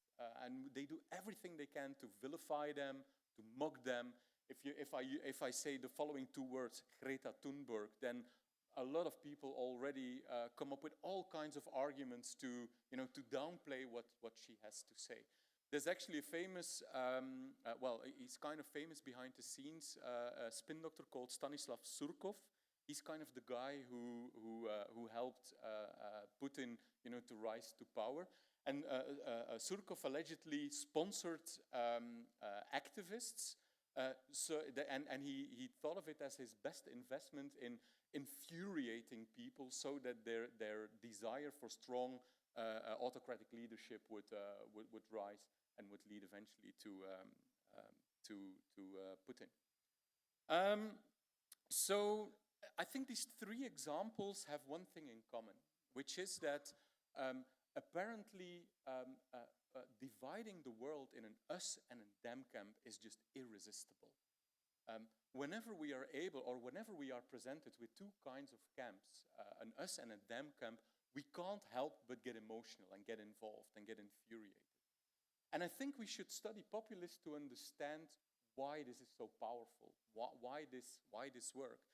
And I think we should allow us to study populists to see if we can understand the mechanism and then try to reverse it and apply it for good. So I think of populists as behavioral scientists. They are really, really good in understanding how influence works. And I think there are four major ideas, four major pillars of behavioral science that they deeply understand. I'm quickly going to walk through them. So the first thing they really understand very well is that they always introduce pink elephants. So what are pink elephants is populists are really good at speaking to your imagination. They use language, they use words that you can't help but vividly see in front of you. Whereas people who don't, who don't have that skill, they use rational language. So whenever I use the word crooked Hillary, you can't help but see Hillary as a crooked person. Whenever a populist is using the word crybaby to vilify the other person, you can't help, if they keep repeating it, to see this person as a crybaby. Very, very powerful, very bad language, but very, very powerful. Second thing is that populists always think outside in. They connect with people's deepest fears and desires. And I think every populist in the world kind of plays with this playbook. To give the example of this person, it's, most people that vote for Donald Trump are not evil people. But what he did, I would say rather brilliantly, is he is very good in tapping into people's deepest needs and deepest fears and deepest desires. And he kind of tapped into this gigantic reserve of humiliation that people deeply felt, humiliation of people who are not living in the coastal cities and who are not the liberal elites. And he kind of tapped into that need quite brilliantly. I'm not a supporter at all. I just, from a behavioral scientific perspective, quite brilliantly. Third thing is that they make the chaotic world very easy and comprehensible by dividing the world in two camps. Every populist in the world plays that game. They divide the world in two camps, and they kind of make it easy for you to pick sides. And whether you're an extreme left-wing politician like Bernie Sanders, who uses the Wall Street as the other camp, the villain, Donald Trump is using exactly the same strategy, to recruit people for his in-group by vilifying, well, basically all kinds of out-groups, whether it's the Mexicans, the elites, the Chinese, etc. And last thing is that they recruit people for an exciting fight. They want you to join their fight and to beat the other side. But I think that the most important part of this story is they are very, very good at recruiting people for an us and actually strengthen that recruitment by painting a story of them. So the next question is, how do you apply this to victimhood? How do you apply this to building support for victims? And I want to share with you a story about a project we did, I think, a year ago for the biggest flower exchange in Europe. So it's a company. They have about 4,000 or 5,000 blue-collar workers. 90% is male. And there was a big problem with sexual harassment on the working place. And not only was there a problem, but a secondary problem was that people didn't feel the inclination to report it. So victims of sexual harassment in the working place didn't report, bystanders didn't report, and they tried to figure out what to do about it. So what we did is we interviewed these employees and quickly discovered that the big problem with the reason why people didn't report was precisely the frame victims and offenders. Because when you are a victim, you don't want to be seen as a victim. You don't want to be treated as a victim. You don't want other people to think of you as a victim.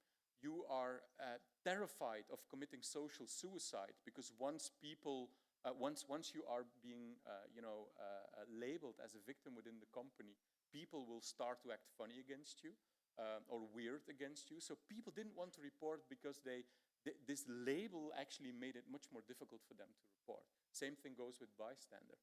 But to my surprise, we actually discovered that the other label was also not working for us, and that was the offender label. Because victims told us that if people are being labeled as offenders, that would mean that once I speak up, they will be labeled as offenders. They might be labeled to lose their job. If they are going to be addressed as offenders, they will do everything to deny everything. You will probably come across these people after work and they will really hate you for what you've been doing. So we understood that if you use this label victim and offender, you create a Mexican standoff within the company. And the way to solve the problem was I would say the big problem therefore was that we created an us and them camp that nobody wanted to be part of. It's basically we created a them and them camp, not an us and them camp. So what we did instead was to look for how can we create a social context in which the victims become part of the us group and the offenders become part of the them group.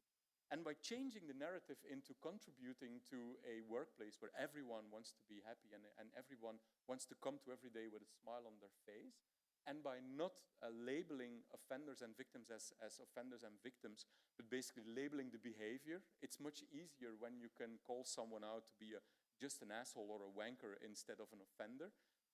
It becomes much easier not only for victims to stand up, because now they are part of a group of people who address these issues to contribute to a safer and better workplace for everyone. It also becomes much easier for bystanders to address the behavior, because it's not this terrifying thing of labeling someone who might lose their job. And in the end, the outcome, what we're all after, is to contribute to this environment that doesn't produce this toxic behavior anymore.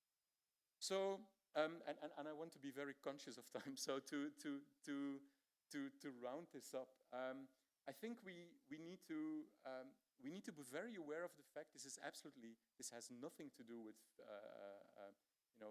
victim shaming. This has everything to do with we have to understand how people think and decide. And sometimes having the right on your side and being right doesn't mean that you get right from other people around you.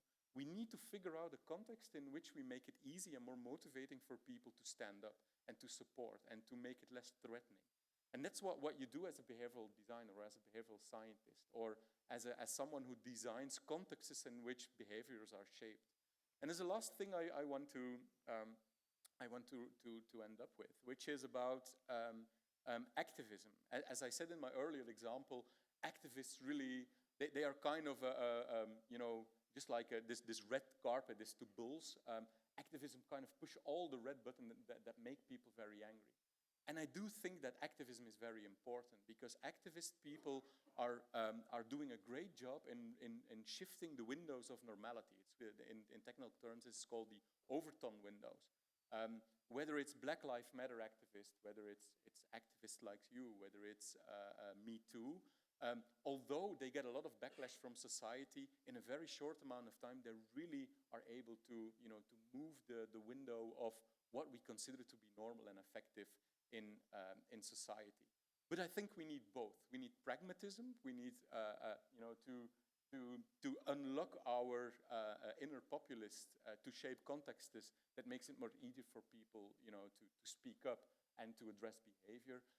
But we still need these bloody irritating activists to move the window to the middle. Thank you.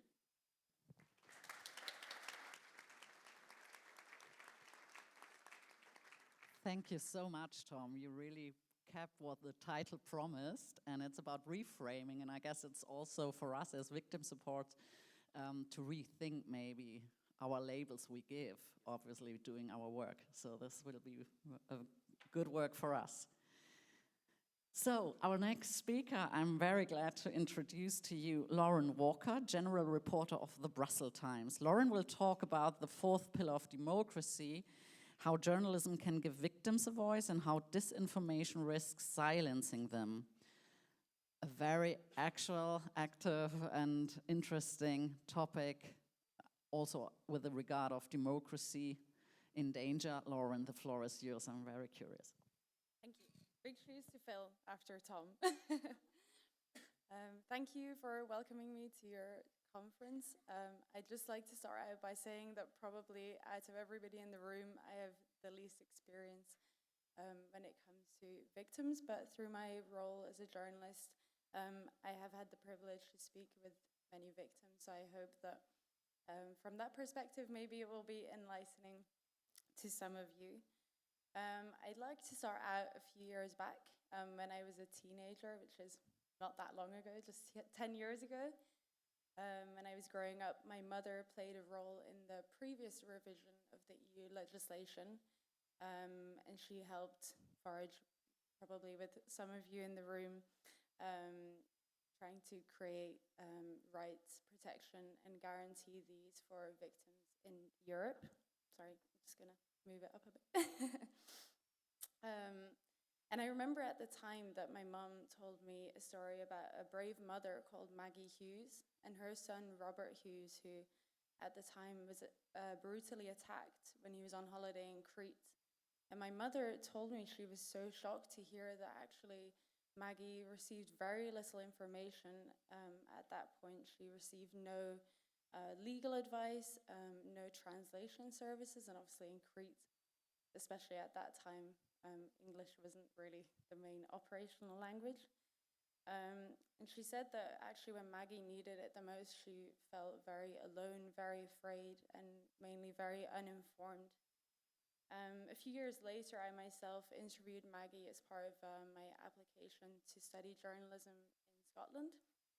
And even though I'd heard her story before, I remember I still felt absolutely speechless, but I also felt very privileged that she wanted to share this story with me and what happened to her son, and that she entrusted me with this feeling that they all felt as a result of kind of the failure of the policy at the time.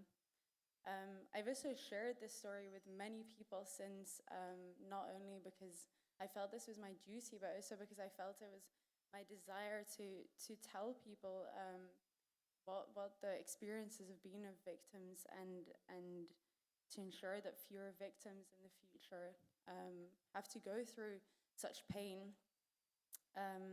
Fast forward another few years, now I'm a full-time journalist, and now I'm trying to make my nosiness, but also my overall sense to share new information with anyone I speak to, my main purpose. And while I'm still at an early stage of my career, I have already spoken with quite a few victims from a broad range of crimes, and again had the privilege of not only hearing but now also widely telling their stories.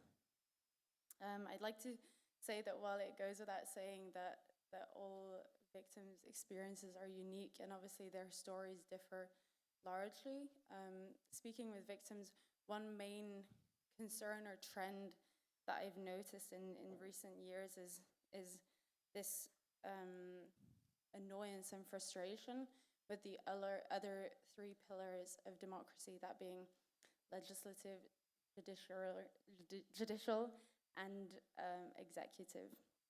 Maybe just to explain, in most democratic countries, the media or journalism is seen as the fourth pillar because we, quote unquote, arm citizens with awareness and knowledge to keep democracy alive and kicking. So in the conversations with victims, they address that the other three pillars were very often causing frustrations. This ranges from, and I think this was mentioned in previous speeches, for example, victims of sexual violence who are afraid to report their cases to the police out of fear of maybe not being believed or having to recount their testimony again and again in several phases of the reporting to victims of terrorism and victims of environmental crimes who feel that despite multiple calls for changes in policy, they were progressively ignored. And I think hearing all of these testimonies for me again and again, it reminds me of what the role of journalism as the fourth pillar is, and this is, I believe, divided into various tasks or duties. Firstly, I think it's our responsibility to bring the government and people into contact, more specifically to inform people about changes in policy and how this will impact their lives. I think in some cases this can be life-saving, especially for victims who still find themselves in precarious situations. For example, in April of this year, the UK government did a nationwide test of a new alarm system, which resulted in people's phones and tablets sounding a siren-like alarm for about 10 seconds. The Guardian newspaper in Britain reported on this a few days before and advised victims of domestic abuse who had perhaps hidden phones to switch these off so that they wouldn't be detected by the abuser. And I think this is a good example of the media stepping in, where the government not only didn't inform people about the risks involved, but didn't even consider them in the first place when they were obviously considering the test phase. I think on the other hand, the media can also connect the people with other pillars of democracy by giving them a platform to share their story and to give them a voice, albeit anonymously. Obviously, these encounters are just as valuable. It allows them to not only discuss how poorly they were treated, but perhaps also inform the three other pillars about what needs to change for them to be treated better. In some cases, this can encourage other victims who feel alone or uninformed to speak out, or feel simply less alone. I recently read an article of testimonies in the New York Times following the death of Tina Turner. And one woman wrote that when she read her accounts of domestic abuse, she felt less alone and realized really anyone could become a victim of domestic abuse, and maybe it wasn't her that was weak, but that there is a bigger problem at hand. In other cases, it can help drive policy changes. For example, the EU directive. An example, I think, of both responses and something that I was quite involved with last year was the reporting on sexual violence and abuse in Brussels nightlife. Just to give a little context, several young women who were going out in Brussels were repeatedly attacked, were assaulted, and sometimes even raped, and didn't receive any help, which obviously limits their social life quite a lot.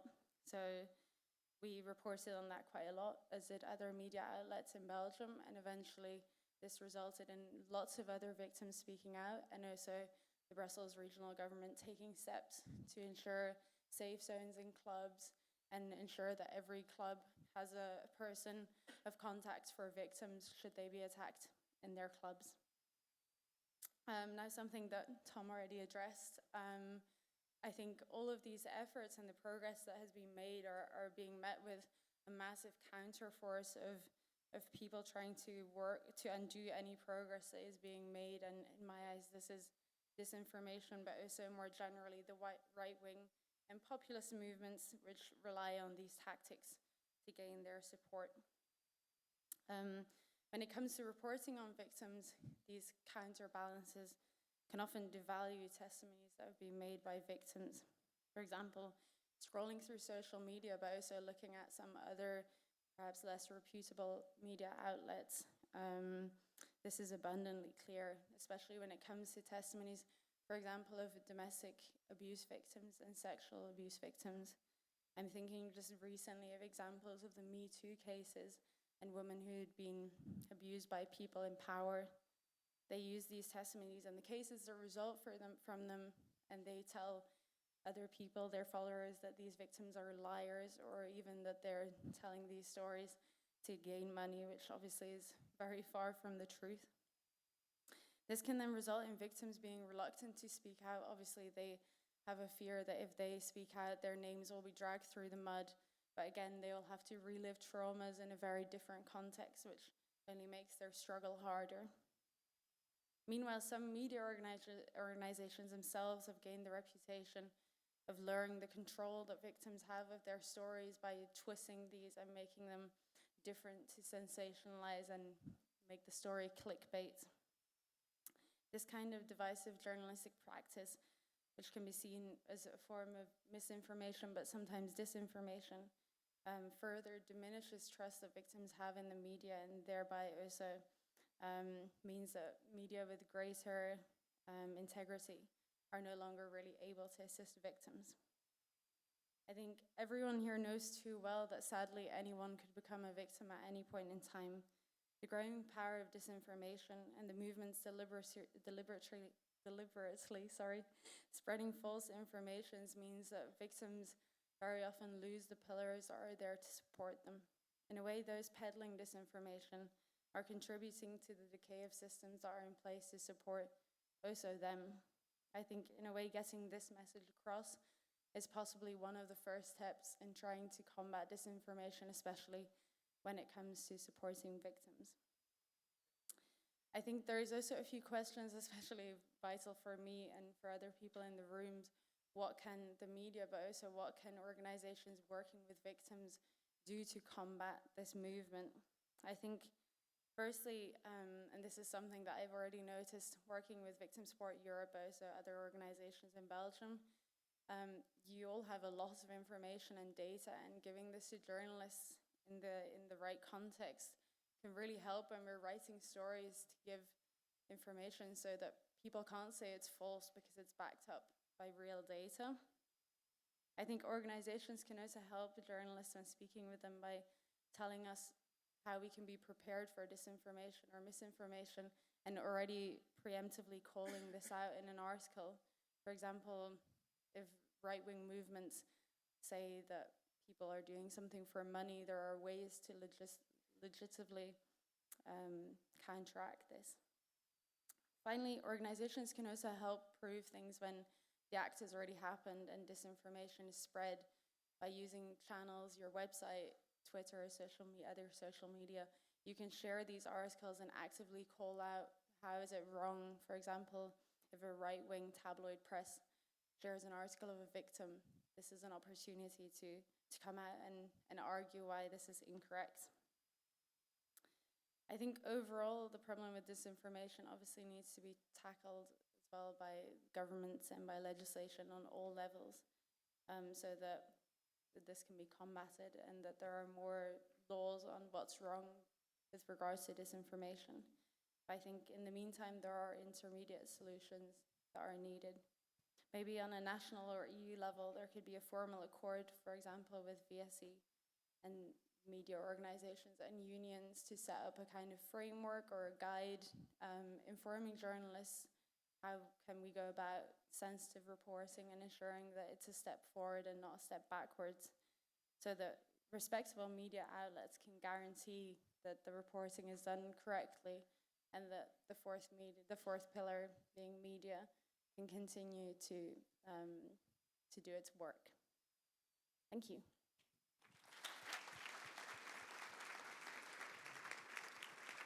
Thank you, Laureen, so much for your valuable words. I think it's no doubt information is key for victims to be enabled to take the right decisions but the problem also for us as victim support units is how to set the right information, how to reach out to people, because I say there were never been so many informations, but what is the right information? How does the information get to the person? So thank you very much. I now introduce you Ellie Kagan, Head of Crisis Management, Security and Crisis Center by European Jewish Congress. And you are going to speak, Alec, about religious freedom and the role of religion in social cohesion. And I think it's getting more actual also every day, this topic. The floor is yours. Thank you very much, Bianca. Good morning, everyone.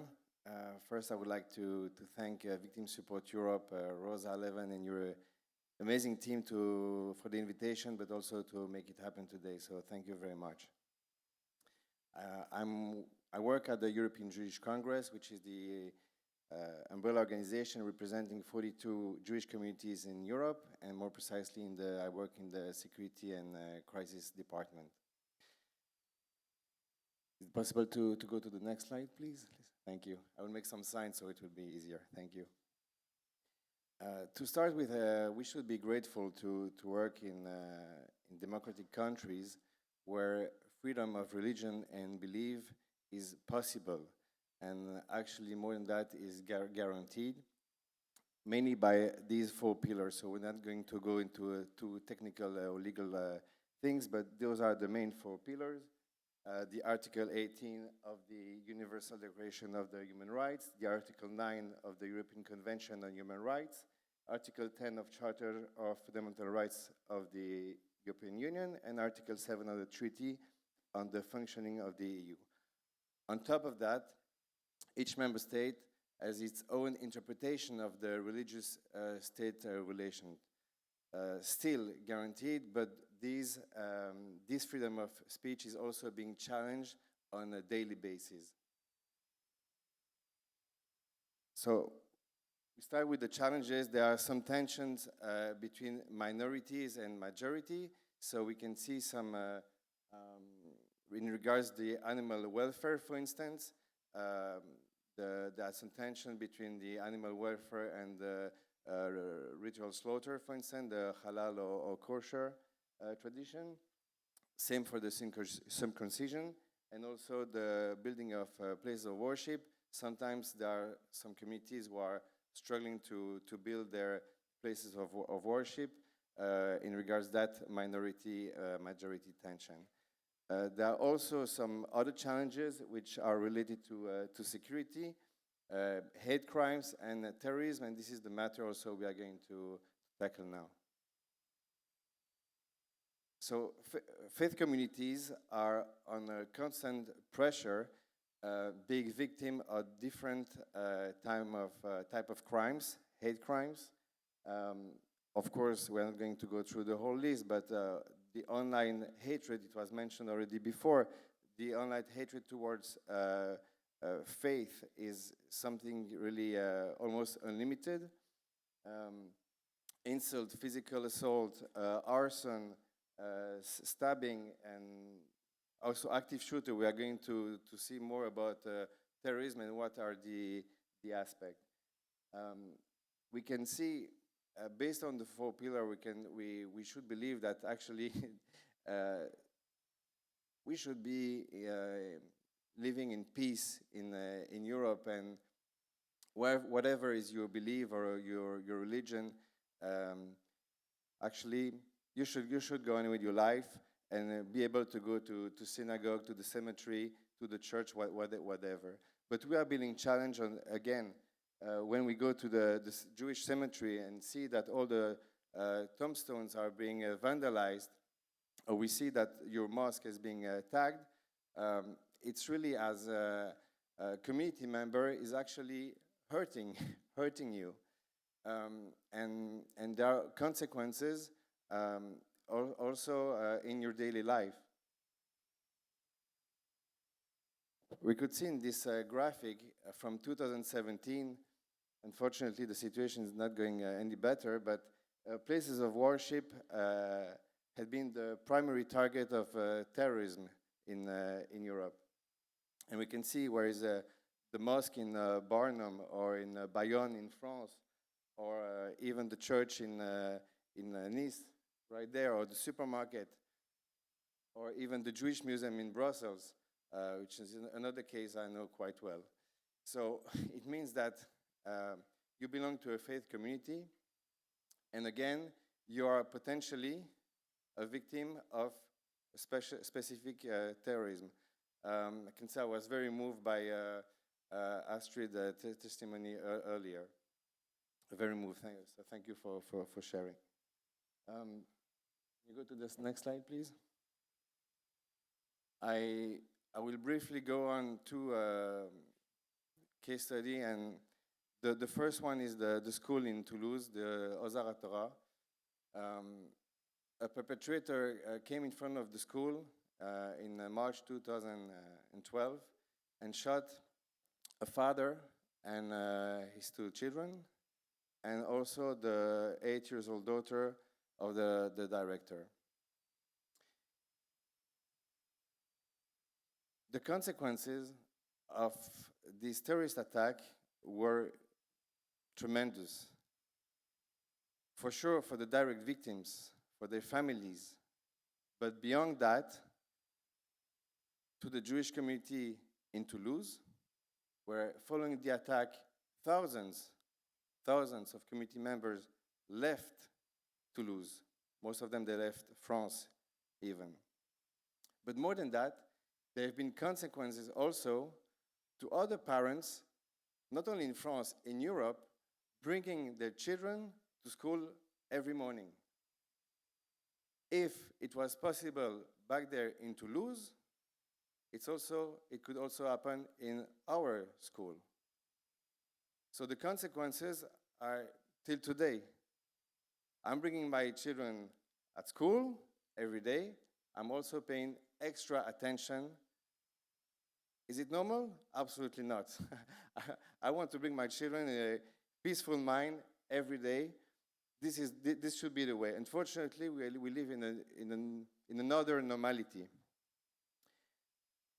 So also in terms of victim support, you are the expert, but definitely there's also something to consider in that matter. The second one, if you can activate just the movie for 10 seconds, is the footage of the attack in Halle in October 2019.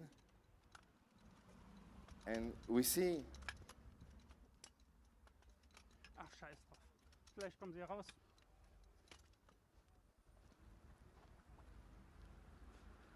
After it will become some too graphic maybe for the audience, but so you can, thank you. For minutes and minutes, the perpetrator tried to enter the synagogue in the holiest day of Judaism, Yom Kippur, the Day of Atonement. He made a lot of effort. I would say that luckily, a wound door was thick enough and also closed to prevent a tragedy. It would have been the same kind of tragedy here where it happened in Christchurch in New Zealand in a mosque. Actually wanted to replicate what happened in Christchurch back in the synagogue in Halle. Again, what are the consequences on other Jewish communities in Europe? When it happened, actually, I was also in a synagogue that very day. So we need to understand that there are also consequences not only in Halle, not only in Germany, but throughout Europe.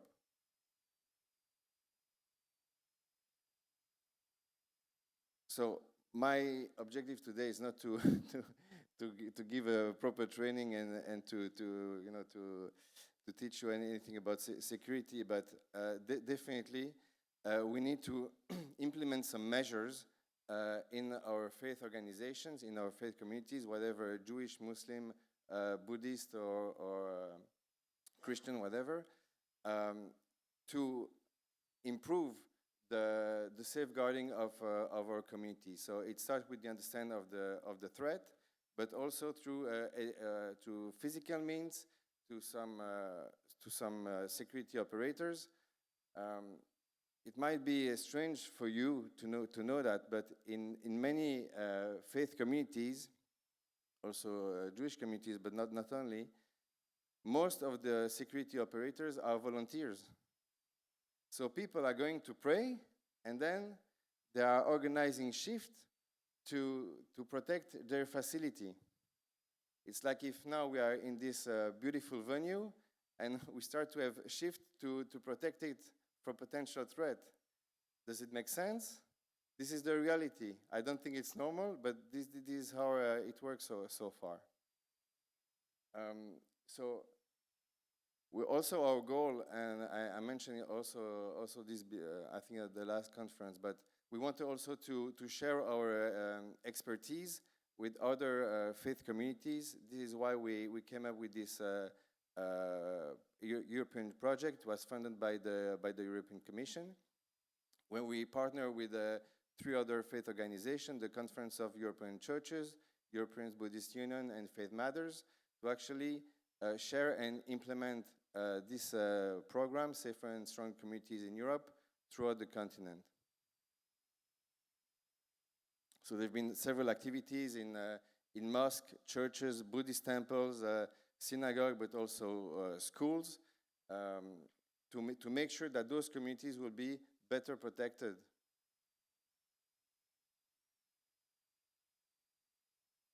We also developed content, educational content, security awareness, to share best practices with the worshippers. So for sure, as you can understand from the case studies, I would say, case studies, from this terrorist attack I mentioned before, there are consequences of the direct victim, but also indirect victims. But there are also a positive impact while implementing this kind of program in the faith communities. So, thank you. I will start with the faith organization, and I will try to respect the time. Leadership, we can see leadership, this is also the feedback we got. So leadership is better prepared. It allows the community, the faith community, to develop new programs. Also, by encouraging volunteering in the faith communities, we can see an improvement of volunteering not only in security, but actually in also culture, education. So it also gives a lot to the community. A change of mindset, definitely. We understand the reality, so it's like in the Matrix, if you choose the blue pill or the red pill. And unfortunately, additional expenses. On the community member, also community members are better prepared. They also understand that they live in a new normal. And definitely they have new skills they were able to develop. For instance, thanks to this kind of program, many worshippers now, they know what is a CPR. They didn't know before. So I will conclude with some potential possible improvement. Definitely, and this might be my main point, would be to consider safeguarding of the freedom of religion and belief in Europe as a global challenge. This is not a topic only for the faith organization, the faith communities. This is a topic very much for the whole civil society. We need to choose in which kind of democracy we want to live in. Definitely combating also hatred online, and I will not go over everything, but I do believe that in case of terror attack, the support provided should be proactive and not reactive. So as soon as the victim is being identified, an holistic approach should be offered to the victim. The victim doesn't have to make effort to find information. The state or NGOs working with the state should offer in a proactive way this support to the victim. As it was mentioned also by our colleague from the Commission, we need funds also to implement this kind of program in the community. So funds are always welcome.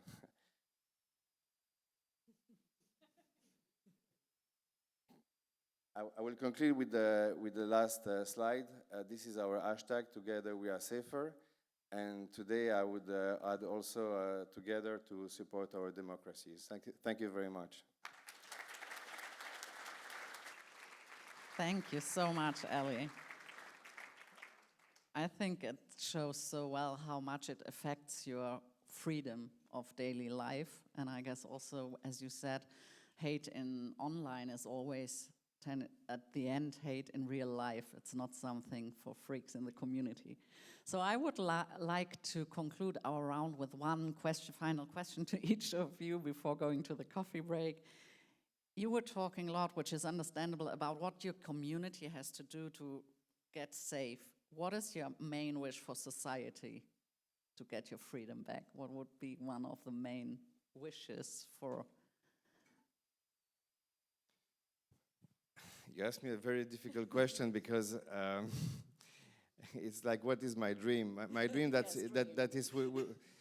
it will be that we don't need all this, definitely. But to be more concrete, it's really to have more allies, and for the civil society to consider this issue as his issue. Again, I will repeat, but this is really for me something essential. Faith communities, or I will speak also for Jewish communities, they felt so many times alone while suffering from not from hatred, but also for terrorist action. And I believe it's an attack not on a specific community. Each attack is on the civil society as a whole. I guess that's very important, and it's the matter of the whole conference we have. It's a matter for us all. An attack against some group of society is an attack to democracy. Thank you. Lauren, you were talking about the responsibility of media, and we are always in step of deep fake. I guess we are just close to some time we are going to live in where we really don't know, seeing pictures, seeing movies, what is real and what is wrong. Will not be able to now we maybe can make research. Do you see a possibility from side of media to help us to get the difference? I think if we had a response for that, a lot of people would be a lot happier. I think a lot of media are already making a lot of efforts to combat this type of disinformation. Sadly, it requires a lot of time and also a lot of expertise. I've seen how organizations do it, and it requires basically layering upon layering of video or photo imagery. So yeah, I think for the organizations that have the resources for this, they're doing everything they can. And for smaller organizations, I think that it's a very big battle to combat. And I think it's something, again, that will require work over various platforms and not just one type of organization that can combat this. So I guess my answer would be to work together in this, but I think it's one of the main issues now facing us, especially in the media. Yeah. Thank you very much. So it's the same as your topic in the way that we all have to work together globally, because it's not a national problem. We have to fight globally. So Tom, I close with you with a little provocative question to you, because you said turn around populism. Should Victim Supports Unit turn around and make the elephants in the room and get populists to get on the right side, to the light side of the... Should we work like that? That's a great question. And yes, I would definitely say. Yeah, the thing is that populism got a bit of a bad name because of populists. But the essence of populism is connecting with people's hearts and minds and desires and fears, and make them feel that it's about them. And I think we should indeed use that know-how, that knowledge, that wisdom, to connect with people, so that it would be so much more easy and exciting and engaging to be on the right side of the fence, to be supportive. So yeah, my big dream is a counter-populist movement that would just beat the crap out of populists. I love this idea. That's great. And I think here are all the good populists together, so we have to think about it in all our breaks, how we can fight populism with counter-populism. I love it. So now you finally reached the coffee break. Thank you for being so patient with us. And we try to come back. I please you to come back at 1:05 or 25 to 1. And for the Zoom participants, so we restart at 1:05. 25 minutes to 1. Well, you know what I mean. Have a nice break. Thank you.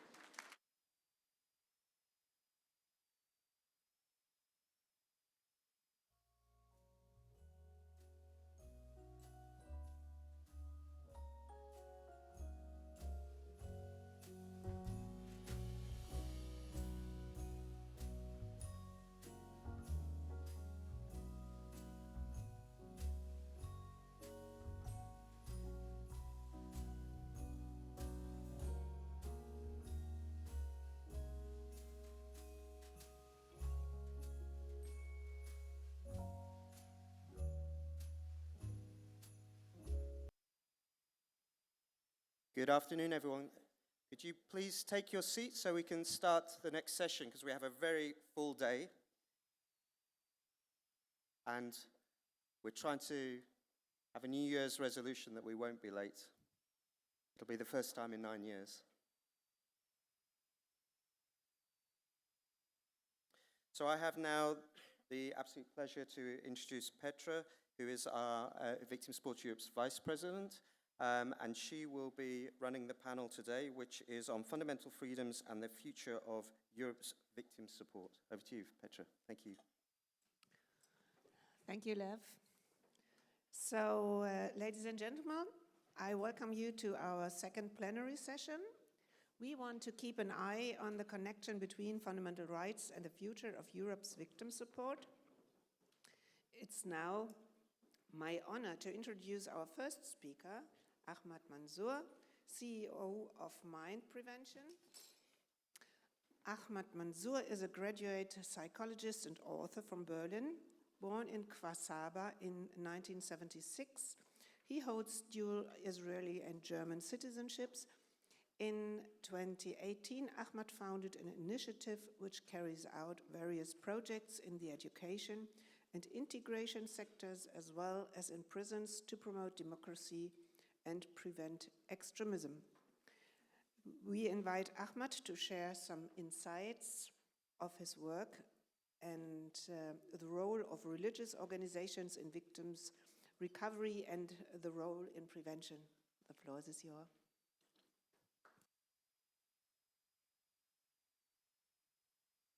So, ich hoffe, es funktioniert jetzt. Vielen herzlichen Dank für die Einladung. Es freut mich sehr, hier zu sein.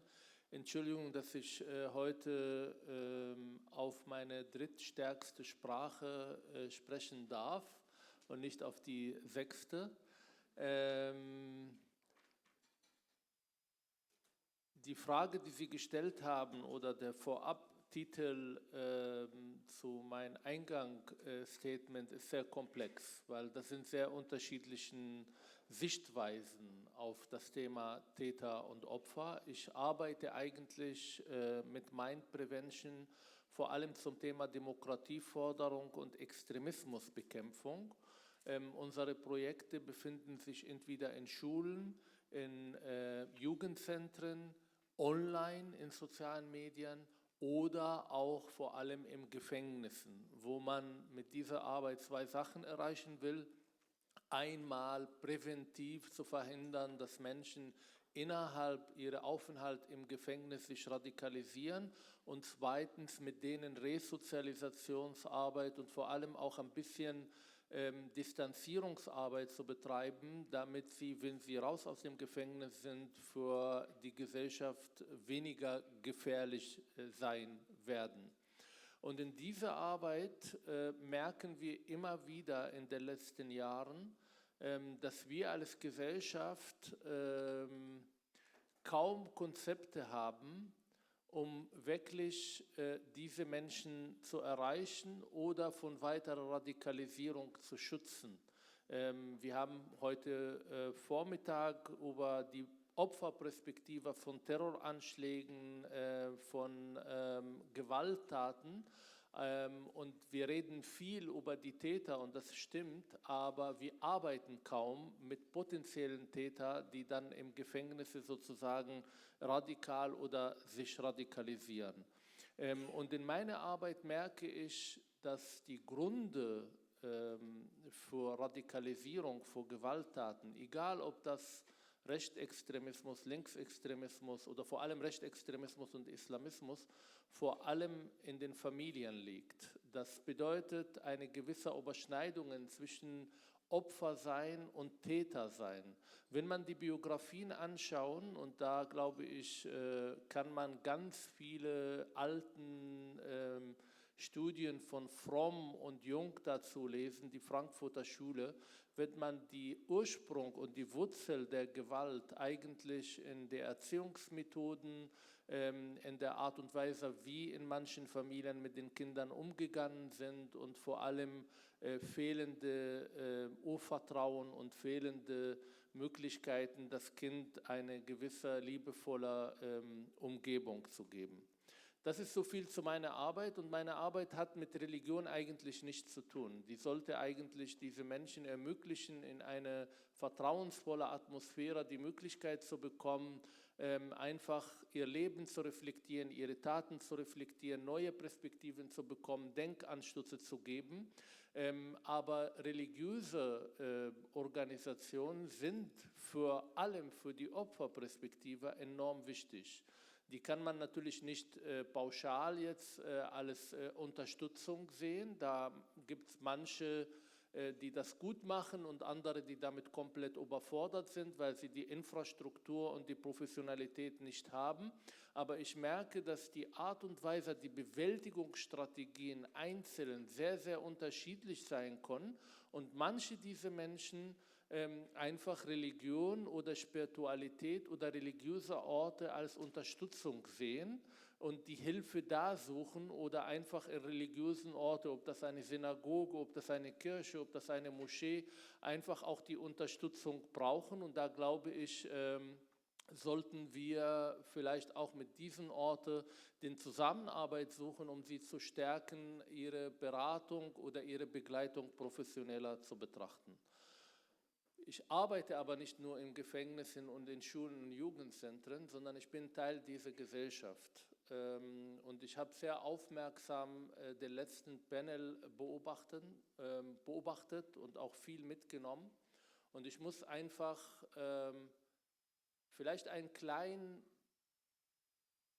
Sicht auf die Entwicklungen, die wir in den letzten Jahren erlebt haben in Bezug auf Jugend. Wir haben viel über Populismus gesprochen. Wir haben viel über Online-Hass gesprochen. Und ich glaube, wenn wir als Gesellschaft auf die Metaebene was verändern wollen, dann sollen wir zwei zentralen Begriffe verstehen und unsere Energie in den nächsten Jahren massiv da investieren, um unsere Gesellschaft von weiterer Radikalisierung, von weiteren Aggressivitäten, von weiteren Polarisierung zu schützen. Der erste Begriff ist meiner Meinung nach die Fähigkeit, Debattenkulturen zu führen. Das heißt, in Zeiten der sozialen Medien gibt es viele Möglichkeiten, sich zu äußern, aber diese Möglichkeit hat nicht dazu geführt, dass wir argumentativ uns austauschen, sondern dass wir eigentlich auf der Suche nach Bestätigung und aufmerksam und nur unter uns bleiben. Das heißt, die Fähigkeit, Menschen aus einer anderen politischen Sichtweise zu begegnen, aushalten zu müssen, dass sie eine andere Meinung sind, dass man die Argumente in den Mittelpunkt steht, hat massiv abgenommen. Und das führt zu Polarisierung und auch zu Gewalt, die nicht nur online bleibt, sondern auch teilweise auf offenen Straßen getragen wird. Die zweite Sache ist der Begriff, der sehr banal sein kann, aber er ist von enormer Wichtigkeit, vor allem für das Thema Opferperspektive, aber auch Täterperspektive. Und zwar die Empathieentwicklung in unserer Gesellschaft. Die Empathieentwicklung ist kein Selbstläufer. Der braucht Unterstützung. Der braucht Unterstützung von den Eltern, der braucht Unterstützung von den Bildungsinstitutionen und der braucht unsere Unterstützung auf psychologische Art und Weise. Die Corona-Krise, die fehlende Begegnung mit Gleichaltrigen, die Schulschließung, die Digitalisierung, also dass wir mittlerweile so oft einfach mit digitalen Mitteln kommunizieren, aber auch die fehlende Elternzeit mit den Kindern. All das führt zu einem Abbau von Empathie, die mittlerweile in meiner Arbeit sehr sichtbar geworden ist. Also wenn man die Kriminalstatistik anschaut, dann sieht man, die Alte bei den Erstdelikten sinkt. Wenn man mit Schulen spricht, dann merkt man, dass viele Probleme vor allem nach Corona sichtbarer geworden sind. Das ist nicht nur jetzt monokausal die Corona-Krise, sondern es kamen viele zusammen. Und das stellt eine der großen Herausforderungen für unsere Gesellschaft. Und drittens, und das glaube ich etwas, was wir als Gesellschaft neu lernen müssen, wir vergessen immer wieder, dass wir in einem postfaktischen Zeitalter leben. Postfaktische Zeitalter was der Panel vor mir auch sehr deutlich gemacht hat, bedeutet, dass man nicht darauf konzentriert ist, Austausch von Fakten in den Mittelpunkt zu stehen, sondern Emotionen zu schaffen. Ich komme aus einem Land, wo vor 3 Monaten, glaube ich, ein Kleinkind mit einem sehr einfachen Handy ein Video von 11 Sekunden aufnimmt in Al-Aqsa-Moschee in Jerusalem und diese 11 Sekunden kontextlos haben einen gesamten Nahen Osten im Brand sitzen konnten. Und genau das ist etwas, was wir immer wieder beobachten. Und ich glaube, wir müssen als Gesellschaft, das ist nicht nur die Akteure, die heute hier sitzen, sondern auch die politische Ebene und allen müssen besser werden, Gegennarrativen zu schaffen und auch gegen diese sehr vereinfachen, unterkomplexen Darstellungen von Fakten dagegen zu arbeiten. Und dazu müssen wir nicht einmal im Jahr Videos produzieren, sondern wir müssen da sein, wo die Jugendlichen sind, müssen da sein, wo eigentlich genau diese Emotionen erzeugt werden und wir müssen schneller sein als die Radikale aller Sorten. Das heißt, wir müssen in sozialen Medien aktiver werden, live agieren können. Und wenn ich als Ende einen Begriff in den Raum werfen will, der vielleicht in der Zukunft eine große Rolle spielt, wir brauchen digitale Sozialarbeit. Wir müssen da sein, wo die Jugendlichen sind, wo die Musik spielt, wo die Menschen ihre Informationen holen, wo sie mitdiskutieren und wo sie mindestens 3 bis 4 Stunden pro Tag im Durchschnitt ihre Zeit verbringen. Und da sind wir als Staat und als Zivilgesellschaft viel zu wenig vertreten und machen viel zu wenig Arbeit, die auch genau bei dieser Zielgruppe dann auch ankommt.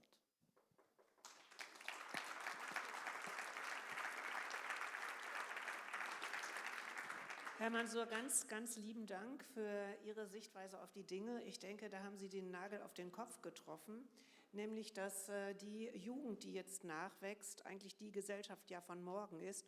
Und wie gehen wir damit um? Also wie können wir helfen, dass daraus eine gute Gesellschaft werden kann, die empathisch auch dann vielleicht ihre Kinder in die nächste Generation führt? Thank you very much for your input, and I will lead over to our next speaker, which is Benedikt Wemmer. He is youth coordinator of WEISSER Germany, and I'm very grateful that he's here today because Lena Weibacher, who would come as a speaker for today, couldn't come of some personal reasons. So thank you very much that you're here, Benedikt. Benedikt Wemmer studied law at the University of Münster and works as a consultant and lecturer in foreign trade law. He has been volunteering for 10 years with WEISSER Germany and is the youth coordinator also for North Rhine-Westphalia. Since 2022, he's also a member of the board. Benedikt gives us an idea of the role of the youth in victim support, and I think it's a good opportunity to follow Mr. Mansour on what he says. The floor is yours. Thank you for having me. First of all, I want to speak about the second aspect of this conference, the future of victim support organizations, and for my part, this is the role of youth in victim support. At WEISSER, we want to offer the best possible to support for every victim, but every case is different, and in addition to the professional training and the education, the human factor is crucial. It is therefore important that the employees, or in Germany we use volunteers, are as diverse as possible. Often serenity experience is important, but sometimes it also needs a personal approach to the victims. That means being able to put yourself in the shoes of the victims, to understand their problems and their perspectives. And to give you some numbers, in Germany at the WEISSER, the average victim seeking help from us is between 18 and 30 years. So this leads to the topic, who can help the best in these cases? I want to give you an example, maybe then the point is more clear. Think of the area of cybercrime, for example. The number of cases has been increases for years all over Europe. You already know this, I probably think. It can help if the victim, if the person who is helping understands the reality of their lives. That means they know what the whole social media topic means to them, what they use to do online, and this is a very interesting point for me. Of course, you don't need to be a social media expert or an IT specialist, but it helps to see and understand the connections, and in best case, the victims feel better understood. And this is where young people can create a great added value for the victim support organizations. At the WEISSER Ring, we have been specifically recruiting young volunteers for years in order to have a diverse age structure. This sounds good, but it's harder than it sounds. Because we have to be aware of the special situation of young people. We have to take into account of this special situation. For example, there may be professional career or family restrictions. It's a question of time. How much time has a person for this volunteering work? Unfortunately, and this is a side aspect of it, many, maybe most young people in Germany don't know the WEISSER Ring, the organization. They don't know about victim rights, victim supports, and therefore it is important for us to become better known in this special target group, 18 to 13. You remember, not least because most of the victims are between 18 and 30.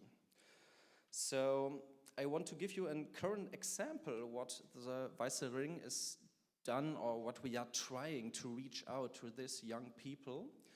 I have picked a very interesting project I want to show you. We have an exciting cooperation with the German esports league of the German universities. This is a sports league like football or basketball, but just with esports. You probably have heard of it. Computer games, yeah, playing online. And these are regular competitions, right? To make this clear, this whole esport area is a multi-million-dollar business, yeah, with millions and thousands of people watch this online, play online, celebrate their players like superstars.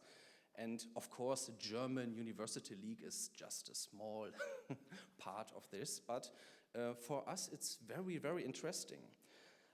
As in football, where large advertising boards can be seen during the game in the background for Coca-Cola, Visa card or McDonald's, in the esports league of the German University, our brand is visible.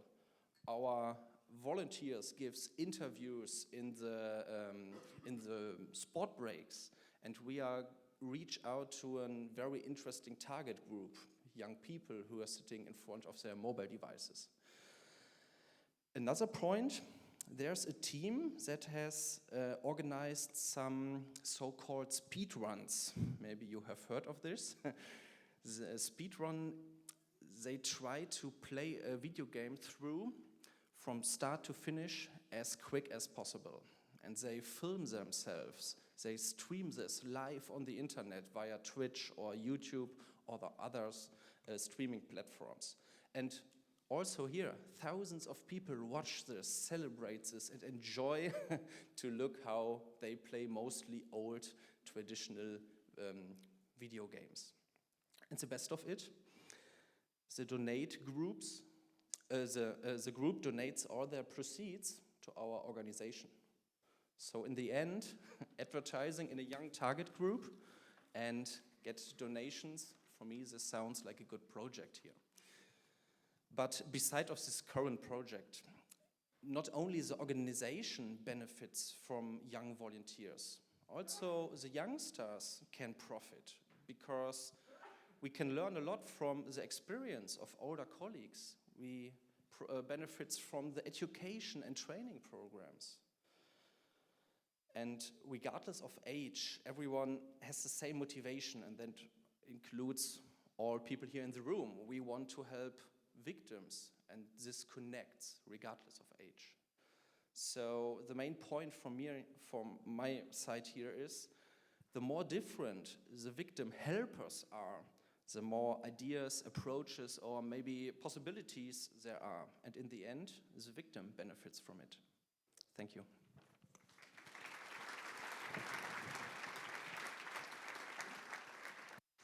Thank you, Benedikt. That was quite interesting. It was another view that times are changing.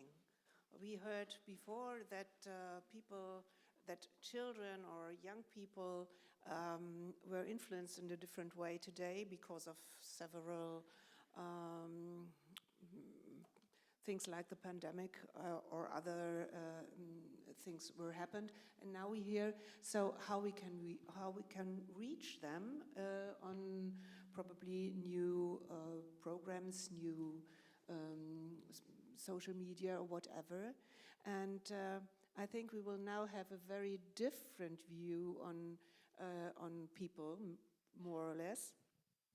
And it's my distinct pleasure to introduce our third speaker, Fatima Ali Haider. She is the founder and chairperson of the Grief Directory. And Fatima, in January 2015, Fatima co-founded the Grief Directory to offer rehabilitative support to victims of terrorism in Pakistan. As well as offering direct support to victims, her work focuses on countering terrorism and on countering violent extremism by promoting interfaith harmony. I would like to invite you to give us a short overview over your work on gender, culture, and terrorism with regard of why women are victimized and silenced. The floor is yours. Thank you, Petra, and thank you, Victim Support Europe, for the kind invitation. So, in our last session, Tom has warned us amply not to feel otherized, but if you allow me to say this, I do feel otherized because I come from very far away from a continent which is experiencing, which is a very important part of the globe, but experiencing geopolitical instability for the last so many decades. So just to set a context, I am from Pakistan, and Pakistan, as you might be aware, has very important neighbors. We have China, we have India, we have Iran, and then we have Afghanistan, and we have the Arabian Sea in the south. When I moved to Northern Ireland in 2019 to do my master's in peace and conflict, people were very curious about me, obviously, and it's understandable. And the first question they would ask me was, how big is Pakistan? And I would very politely respond, forget about how big is Pakistan compared to Northern Ireland. My city, Lahore, is 4 times Northern Ireland. So Pakistan is a population of more than, we have recently crossed the figure of 240 million. We have 97% Muslim population. Out of that, 20 to 25% is Shia Muslims. The rest are Sunni Muslims, and then we have Christians, Hindus, Sikhs, and Zoroastrians, and Ahmadiyya Muslims as our other minority religions and groups. As I've told you, Pakistan has experienced terrorism and has been fighting the war on terrorism for the last so many years, decades, and it is very, very unfortunate that we have experienced loss of very precious lives. In this context, I would like to go back just to a little bit to when I was growing up in the south of Pakistan, where actually religious extremism and religious terrorism, which was one of, later on become one of the just many aspects of terrorism in Pakistan, was starting. I was a Shia Muslim. My father was a very prominent Muslim neurosurgeon of the community. And it was the late 1980s, 1989.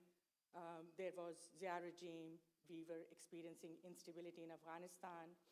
And we saw this start of growing of extremist sectarian behaviors between Shia and Sunni Muslims. My father, because he was the only neurosurgeon in that south belt of Pakistan, he would get patients from Balochistan, from sometimes Kabul, as far as Afghanistan. People would travel because there was no neurological support. And he became concerned about his security. The police started warning him. And one day, one of the leading Sunni madrasa leaders, he came to visit him for consultation. And he just, because he was very well in his communication, he said, "Sir, I am very concerned about my security." And I still remember what the gentleman from the leader of the madrasa said. He said, "Dr. Raja, you are an asset to the community. By losing you, we don't want to destroy our community's loss." So that was the point which was very important for me, because there was difference between the sects, between the religions, but there was no politicization. People were still aware who was contributing towards the community, not just as a Muslim, but also as a doctor. And he was a very skilled neurosurgeon, very well known in the neurosurgical community. Now, fast forward 20 years, I got married. I started working as a GP and a therapist, but I was, as cultural traditions would go, my husband, a very well-known eye surgeon, trained at Oxford for 7 years. His profession was more important, so I was a housewife, part-time GP, happy with my 3 children. And one day, he takes my younger one to school. My elder one wasn't in the car, thank God. And he stops at the traffic lights, and he's attacked by what I saw the rise of Sipai Sahaba Pakistan 30 years ago. It was Lashkar-e-Jhangvi, which is an internationally proscribed organization. He was attacked by them, and I lost both my husband and my younger son. That actually goes to show me, my husband was also very well respected in the community, but the point I'm trying to make is that I have seen and experienced how religion has been used for political motives, where the religious differences are not as important and the communities could still exist. Another example, my family, I am from a family where I have Shia Muslims, Sunni Muslims, Ahmadiyya Muslims, and different dimensions of Sunni Muslims in my family as well. That was 3 years ago, three generations ago. Now what I see is that there are very few families in Pakistan where marriages across Shia and Sunni Muslims is common. It is not even heard of. So the young people who are my children, like people like who are in their 20s, what they are witnessing is a very clear divide, which probably did not exist in the time when I was growing up in Pakistan. So I lost my husband, unfortunately, lost my younger one. Pakistan, unfortunately, I am not the only one.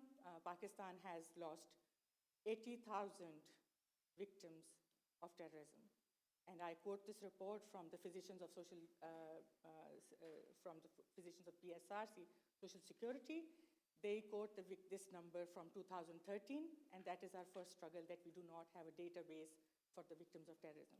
Out of these 80,000 victims, 49,000 are unfortunately civilian lives, and 2 of them I lost myself. And then the other problem that we are experiencing is that religious terrorism is not the only type of terrorism that we experience. So there was violence on the Shia Muslims. There has been violence on the Christians. So there have been churches have been attacked, mosques have been attacked, and then there is growing religious extremism, which is very much of our concern, because it is not just affecting certain groups, but it is more rampant and wider in the society. And it is especially concerning because what we are witnessing and what is commonly known about Pakistan is that we have extremism in the madrasas. Yes, we do have madrasas because of so many reasons, because of the funding which was coming from abroad, both from Iran and from Saudi Arabia. I talk from academic essays. So these are documented facts. But what we are also experiencing is growing extremism in young people who go to good universities. And that is a matter of concern for us.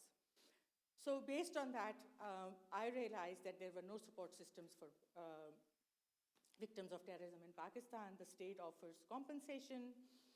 immediate compensation, which is a one-time Band-Aid effect, and then sometimes even some communities cannot even have compensation due to many other issues, one of them being migrants from Afghanistan who do not have resident status in Pakistan. But then we also realized that we have challenges for widows, and we can talk about it later. But that in order to address this gap, which is a very small effort, my co-founder, who is also a medical doctor, she and I set up an organization called the Grief Directorate. We initially thought that we would like to work with the victims directly. We noticed that they were struggling with health issues, they were struggling with education, they were struggling with livelihood opportunities, and yes, they did need mental support and acknowledgement from the society because they felt that they were isolated by the society. But we also realized that providing support to 49,000 civilian victims, we could not do it alone. So we currently advocate for the state and the civil society collaboration, and we also learned that we had laws which were drafted by the government of Pakistan. We have laws not in all provinces, which creates hierarchy of issues among victims, but also because we need laws in all provinces, and where there are laws, the laws need full and complete implementation, especially the long-term rehabilitation aspect of it. So we raise awareness, and we also realize that the society, as we have heard from Astrid, we have heard from Ellie as well, that the society may not be ill-meaning. Sometimes people do not have the right information. Sometimes people don't know what to do. They want to do something, especially the young people. So very humble work. I can't compare it with WEISSER, but we engage young people every year who actually visit the victims of terrorism at their homes and offer them their support and comfort. So this was where we started. But then in 2019, I also realized that there was another gap. And the gap was that I did not know peace and conflict. I was a GP. I was an EMDR therapist. I knew nothing about peace and conflict. I moved to Northern Ireland in 2019 with my daughter, who was 6 months at the time of incident. She had turned 7 by that time. And when I moved there, I introduced myself as Fatima, and people said, "Where are you from?" Sometimes people made a quick judgment that I was from India because I do not cover my head, so I do not look like a hijab Muslim woman. The other thing that I realized was that when I asked people, "Do you know about the conflict of Pakistan?" And the only answer I could have was, "Yes, we know about it. It's the dispute between India and Pakistan over Kashmir." So I realized that there was so much that needed to be addressed and said and discussed and debated to exchange narratives, to let the whole world know what is happening with the victims of terrorism in Pakistan. And that's how I went into my master's, and currently I'm doing my PhD. The PhD is another journey, maybe we can talk about it later in the conversation, that's another step where I realized that it is not just the victims of terrorism who are suffering in Pakistan, it is the women in general who are suffering in Pakistan because of terrorism for so many reasons. So that's where I am right now. Thank you.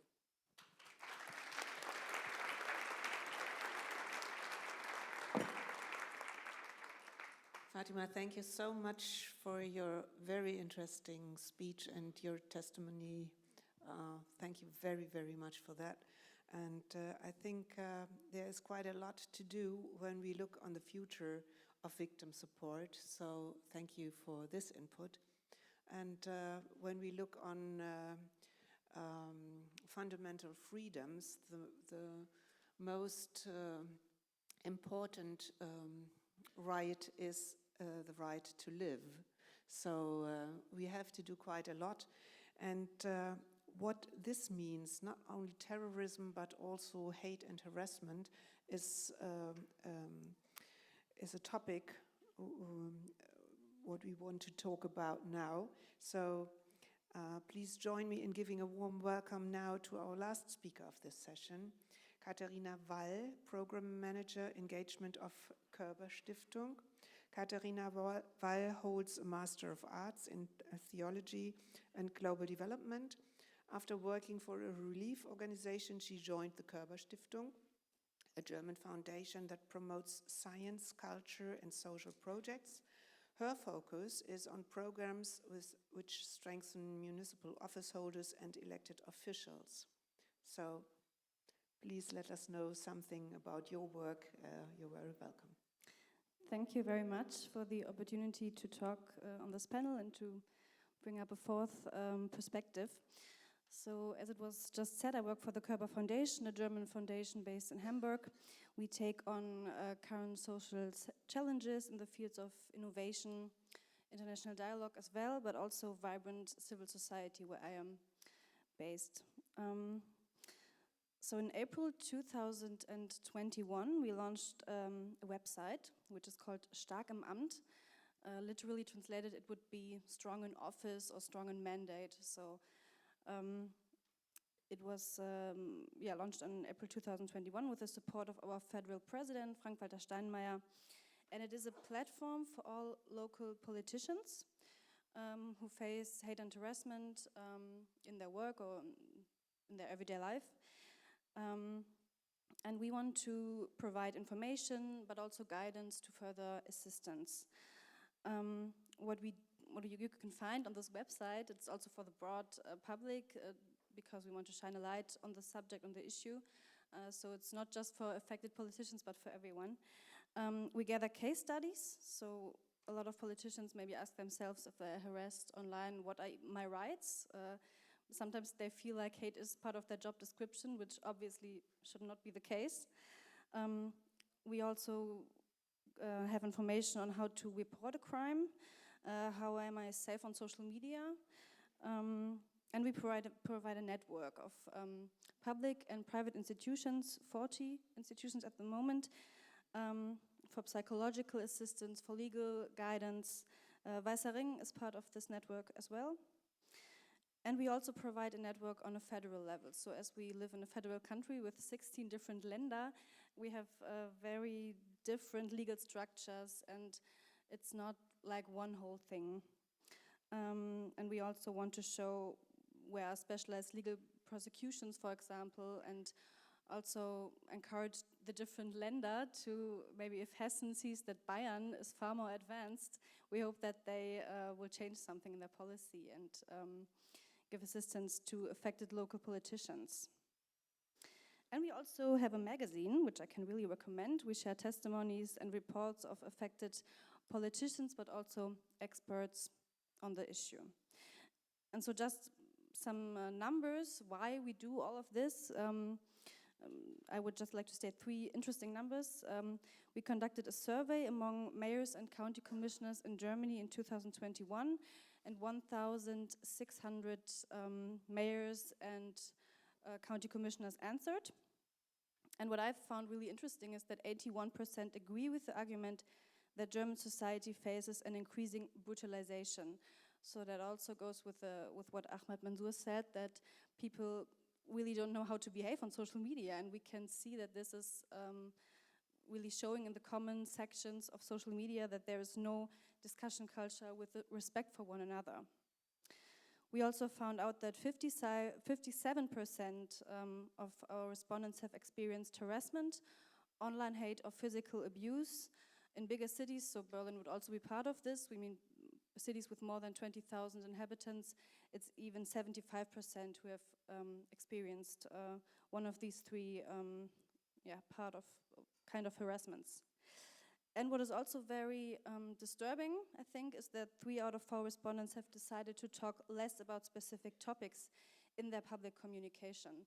So a local mayor decides, okay, I will not talk about what some people might call migrant crisis anymore because I'm targeted over and over again. And this, of course, is a danger for our democratic system.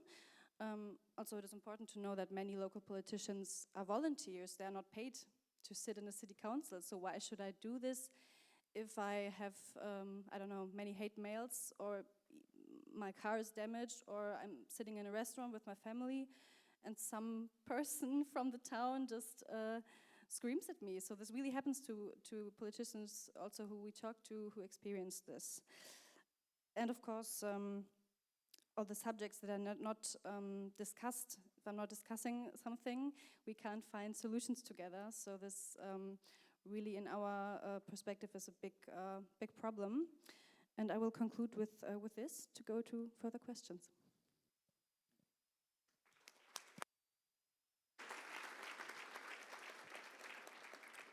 Thank you very much, Katarzyna. That was quite interesting. So that is a problem, I think, not only in our country, that volunteering politicians were under a special view of people who want to kill democracy, more or less. Yeah, thank you for that. So we have 10 minutes left, and probably we have some short answers on our last questions. Benedict, I would like to ask you, what could the youth in victim support contribute to talk more about victims than perpetrators? Yeah, thank you. It's a very hard question, I think, because we have to be realistic on this point. We cannot change the complete society, but I understand our role to be the voice of the victims. We can stand up and do what we do today and the next days here, highlight these points, the critical points, and be a voice for the people who don't want to stand up, maybe of some reasons I can very good understand. So I think especially the young people are very sensitive in this area about victim blaming and all the problems here, also in the media. So it's a process maybe over some years, but we are willing to fulfill our part in this process. Thank you very much, Benedict. Yeah, I think that's a challenge for the future. And so I would like to ask you, Fatima, what do you think are the challenges for organizations working on victim support in the future? Thanks, Petra. Again, because we come from a very different context. So the first thing that I would like to mention is just the numbers. If you're thinking about 49,000 civilian lives, because we have armed forces who try their best to take care of their victims, we still have civilians. So the huge numbers, then these numbers are spread out around a 790,000 square kilometers area. Pakistan is huge size-wise. They are linguistically, religiously, ethnically diverse. So we need to have a different approach for different types of communities. That's number one. Number two, the main challenges that we have identified is, as I mentioned, health and education. Health in Pakistan, infrastructure, yes, we do have government hospitals. In the same way we do have government schools, but both the provision of the health and education is poor quality. So sometimes people have to refer to private hospitalization. That means that they are paying both in the government sectors and in the private sectors for basic medication like flu or medication for long-term diseases like diabetes, hypertension, and asthma, which generates a huge strain. Number three, victims that we victims that we have, they do not have any pension, especially if you're talking about a street vendor who lost his life. He did not have insurance, so what to do about it? How is his family going to survive? So livelihood issues. Number four, yes, mental health issues, but mental health issues, as my mentor, Professor Smith, says, that they take less of a precedence as food first and therapy later. So sometimes victims in our context don't even have the time to think about, and they obviously don't have an infrastructure and the resources to afford mental health support. The second thing that I want to identify as that we advocate for the legislation, because as I already mentioned, it is not just the drafting of the legislation, but the full and complete implementation. We have legislation which talks about the long-term rehabilitation, which talks about pensions, offering a job, free housing, free schooling, but that does not happen.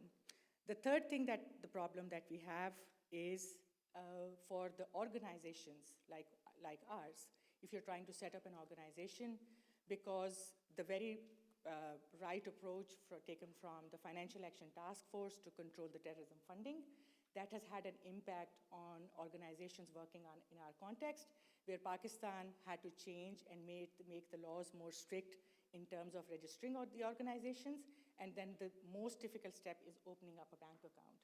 which in the long term is not viable for any organization or the reliability of the organization because you cannot depend on basic donations. The last thing that I think is the challenge which we constantly try to address, as Benedict was mentioned, that we cannot change the whole society, but I personally believe that we definitely have to keep on trying for as long as we live, because that's our part, that's our responsibility. Especially, I feel that as a victim, we talk about what the society can do for us, but I believe that now that I have witnessed violence, the first responsibility starts from me.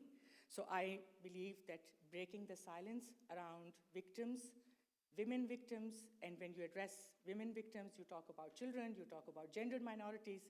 So breaking that silence and keep on making that effort to break that silence is important. Thank you. Thank you very much, Fatima. Thank you for that. So I will hand over to Ahmad. Was meinen Sie, welche Möglichkeiten vielleicht in diesem Zusammenhang religiöse Organisationen in Bezug auf Hass und Hetze gegen Politiker und Journalisten vielleicht auch auf lokaler Ebene bieten könnten? Ich würde dir eine andere Frage beantworten. Nur ganz kurz. Wissen Sie, was am 11. März eigentlich für ein Gedenktag ist? Ja, das ist sehr interessant. Seit 2 Jahren ist der 11. März eigentlich der Gedenktag für Terroropfer in Deutschland. Und wir kennen es nicht. Ich komme aber aus einem anderen Land, die ein bisschen anders damit umgeht. Ich bin ja israelischer Staatsbürger und der Gedenktag für Opfer von Hasskriminalität oder Hassterror ist ein Tag, der keiner verpassen kann.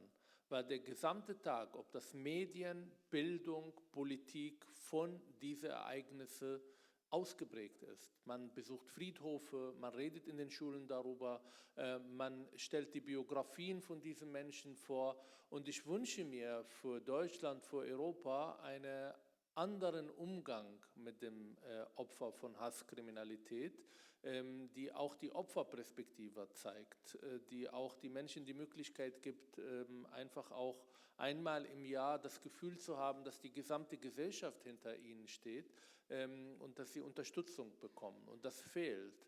Nach jedem Terroranschlag in Israel ist der Titel aller Zeitungen die Bilder der Opfer. Ich meine, ich kann es verstehen, wenn Familienmitglieder das nicht haben wollen. Aber das als Angebot zu machen, um nicht, dass alle Anis Amri kennen, aber keiner weiß Namen von Opfern von Terroranschlägen, dass man das auch hier betreibt und auch macht. Was die Religiongemeinschaften, um die Ursprungsfrage zu beantworten, ich habe manchmal das Gefühl, wir überfordern auch manche religiöse Gemeinschaften, die eigentlich für ein Konzept her als religiöse Orte gedacht werden und geben ihnen immer wieder, vor allem in Deutschland, unglaublich viele neue Aufgaben. Integrationsarbeit zu machen, Beratungsstelle zu sein, soziale Beratung zu machen, Deutschkurse zu machen. Ich glaube, wenn Integration gut funktioniert, dann können natürlich religiöse Orte nebeneinander in Frieden existieren und dass man keine Angst haben soll, um eine Synagoge, eine Moschee oder eine Kirche zu besuchen, was nicht selbstverständlich ist. Aber dass die Angehörige dieser religiösen Minderheiten eigentlich bei den anderen professionellen Beratungsstellen landen, weil sie keine Berührungsängste haben, dahin zu gehen und zu sagen, ich bin Opfer von A, B, C oder ich brauche Beratung oder ich brauche eine Unterstützung. Und dann sind die religiösen Orte da und übernehmen ihre Ursprungsaufgaben, aber sie helfen ihre Mitglieder auch dann Zugang in der Mehrheitsgesellschaft zu finden und da vielleicht auch dann die Hilfe zu bekommen. Ganz herzlichen Dank. Also ich muss sagen, gerade Ihr erstes Statement finde ich ganz, ganz wichtig. Das ist etwas, wo ich glaube, dass wir als Opferhilfsorganisation ganz stark gefordert sind, darauf hinzuweisen, und das tun wir ja eigentlich auch, dafür zu sorgen, dass die Opfer in den Fokus kommen. Es gibt so viele Beispiele, wie beispielsweise ein Filmfest in einer Stadt. Ja? Und eine Besonderheit eines Filmfestes kann durchaus sein, dass man mit einem besonderen Film in eine Justizvollzugsanstalt geht, um zu sagen, hier machen wir mal etwas Besonderes. Es gibt aber keine Veranstaltung für Opfer, freier Zugang zu einem Filmfest beispielsweise. Und ich weiß, dass in unseren Medien ganz häufig speziell wir nach Tätern schauen. Nach Tätern, was haben sie gemacht, was haben sie getan und ihr Name im Vordergrund steht und nicht der Name der Opfer. Beeindruckt hat mich das einmal in Norwegen, dass bei dem Anschlag, den es dort auf der Insel gegeben hat, Norwegen gesagt hat, dieser Name findet bei uns keinen Platz. Und ich muss sagen, das hat mich wirklich beeindruckt und das ist bis heute so. Ganz herzlichen Dank dafür. Okay, a last question to you, Katarzyna. It's not so easy to change now, but we have only 1.5 minutes now. So it would be very nice if you could give a short answer on what culture and gender is important for your work, please. Mm-hmm. I will try to answer quite shortly. Gender also plays a role in our work. In the surveys and studies we conduct, and we see other organizations are conducting, we can see that men and women in politics are equally affected by hate and harassment. So men are as often harmed as women in politics, but for women it's a bit different. The quality, I would say, is different. They are more affected by online abuse on social media, and what is also quite shocking is that their families are more often affected than those of male politicians. They are often victims of sexual assault online, which we can also not that often observe with the male politicians. And they receive messages I do not want to reproduce now, but if you search in the news for the magazine articles, you can find that.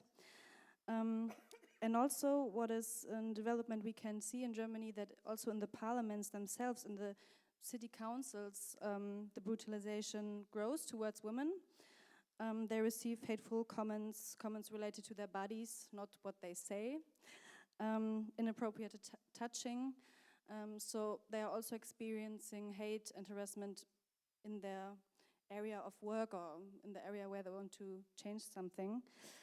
And what I think what needs to change here is, as you said, the point of culture. We need a change of culture. I mean, I don't have a solution for that, but respect for women in politics, respect that they are competent, and raise awareness also among their male colleagues. Sometimes they don't even recognize that they cross a line in touching somebody in an inappropriate way.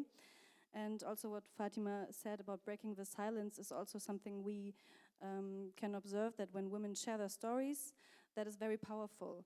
I mean, it's not very easy because especially when it's happening in the council, to stand up for something, that's pretty hard. But we can see that when you share your story, other women in the audience say, okay, I experienced that as well, and this feeling of community and of sharing equal or same experiences is very strong, and I think we need to encourage that as well. Thank you very much for that, Katarzyna. So we come to an end of this very interesting panel session, and dear Fatima, Katarzyna, Ahmad, and Benedikt, thank you very much for this fruitful and inspiring discussion here, and please don't stop in your work because it's very important and we are very grateful to have you here today, and hopefully we see you in the future, and thank you for that. So I'm delighted now to hand over to Martina to introduce again our ice-breaking session, and probably she will hand over to our lunch break. Thank you. Thanks a lot to the panel speakers for the inspiring session. Now I have a privilege of introducing someone truly socially responsible. Allow me to introduce Immersonal. It's a remarkable company based in Belfast. They are at the front line of developing virtual reality and augmented reality applications, but their impact goes beyond technological innovations. They are actually collaborating with victim support agencies on a budget to develop various kinds of VR experiences and training simulations. Without further ado, I invite over here Chief Executive Tom Houston on stage. Let's give him an applause.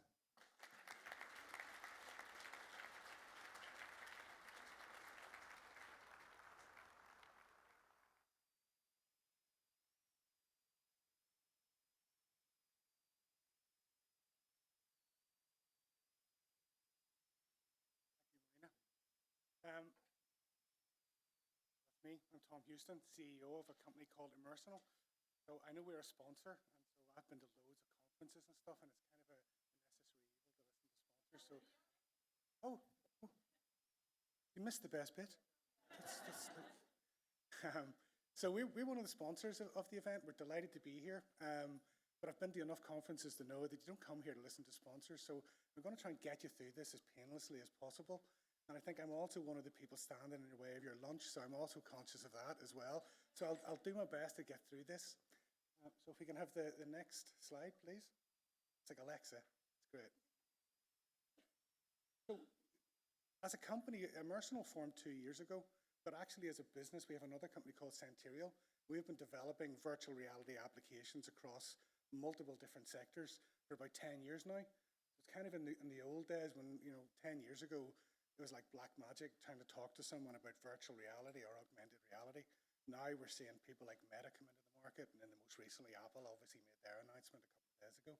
So it's nice to see it coming mainstream. Next slide, please.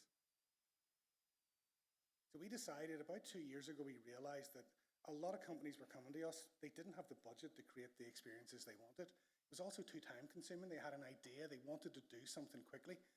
And coming to a company like us and spending 6 months developing software just wasn't a good idea for them. So we wanted to come up with an idea that made it so that every time I say this phrase, normal people, our developers kind of cringe. But it's true, anyone can create virtual reality experiences as long as you spend 5 or 6 years training on one of the languages to do it. It's not an easy thing to do properly. So we wanted to create an application that allowed non-technical people, lay people, subject matter experts to create fully immersive, fully interactive applications and experiences with no real technical knowledge. We wanted to do it so it was easy to do, but we also wanted to do it so it was quick and also that it was low cost. And that was the objectives. And I'll get a bit more to that in a few seconds when I talk a bit more about the actual product itself, but if we can have next slide, please. The big thing is why even bother with virtual reality? And there's lots of different versions of this curve, but they all say pretty much the same thing. And reality is, I've worked for a number of multinational organizations, and I've done training courses on a Friday. You always seem to book a training course on a Friday, and you come into work on the Monday morning, and it's all completely gone. You forgot everything. And when you start to see statistics like that, you realize why. Because human brains, when we're taught things, and we're shown videos, and where someone talks at us like this, people forget. It's not interactive. If you could. And the reason that we forget things so easily is because human brains are wired to learn things and to remember things when we do them. It's interactive. No one here learned how to play golf or drive a car by reading books and watching videos. It just doesn't happen like that. And it's all to do with this thing, muscle memory. Now, obviously your muscles don't have memory. What's actually happening is your brain is getting tuned into what you're trying to do, and it becomes subconscious. And you can think of what that's like when you walk into a court. I can't imagine. I've never had to give evidence, and I've never had to be a defendant, thankfully, either, but I can imagine what it would be like walking into a court. This is a Scottish court. These people, it's a very strange environment to walk into. These people are wearing strange clothes. They've got strange wigs on. And some of the people who are going to be asking you questions are trained and have years of experience to forensically dissect what you're saying.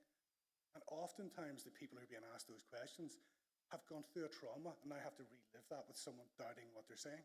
So you can imagine what happens in these sorts of circumstances when it's so stressful. And we all know this. Everyone talks about this, that when people are under huge amounts of stress, we go into this fight or flight mode. But that's not actually true. That's a myth. Most of the time what happens is we freeze. And that's actually, it's hardwired into our systems. So there's adrenaline and all sorts of chemicals released, and hormones released into your body. Your brain actually shuts down under extreme stress, and you freeze. And that's exactly what happens. And the only way to overcome that is to try and relive the experience, try and become familiar with it. We all know these things. We've all said these things ourselves. We've certainly heard people say it too. The big one that everyone says, next one, is I just froze. I mean, everyone here in this room has either said that or has spoken to people who have said it to them. Next slide. See that? Okay. So, you want to click the video? I edited this video very badly, but whatever. I didn't let the technical people at it. So there's a lot of cuts in it. But we're working with Victim Support Scotland. We're very fortunate to be working with Victim Support Scotland. They're very patient with us when we ask stupid questions. They're very patient with us when we do things wrong. But, but we're not the experts. We're a technology company, and we rely on Kate and her team to basically advise us and tell us what we're actually doing. So we create these experiences where you can walk through and interact with what's going on. It's almost like an interactive movie. And so based on what you decide, the movie will change.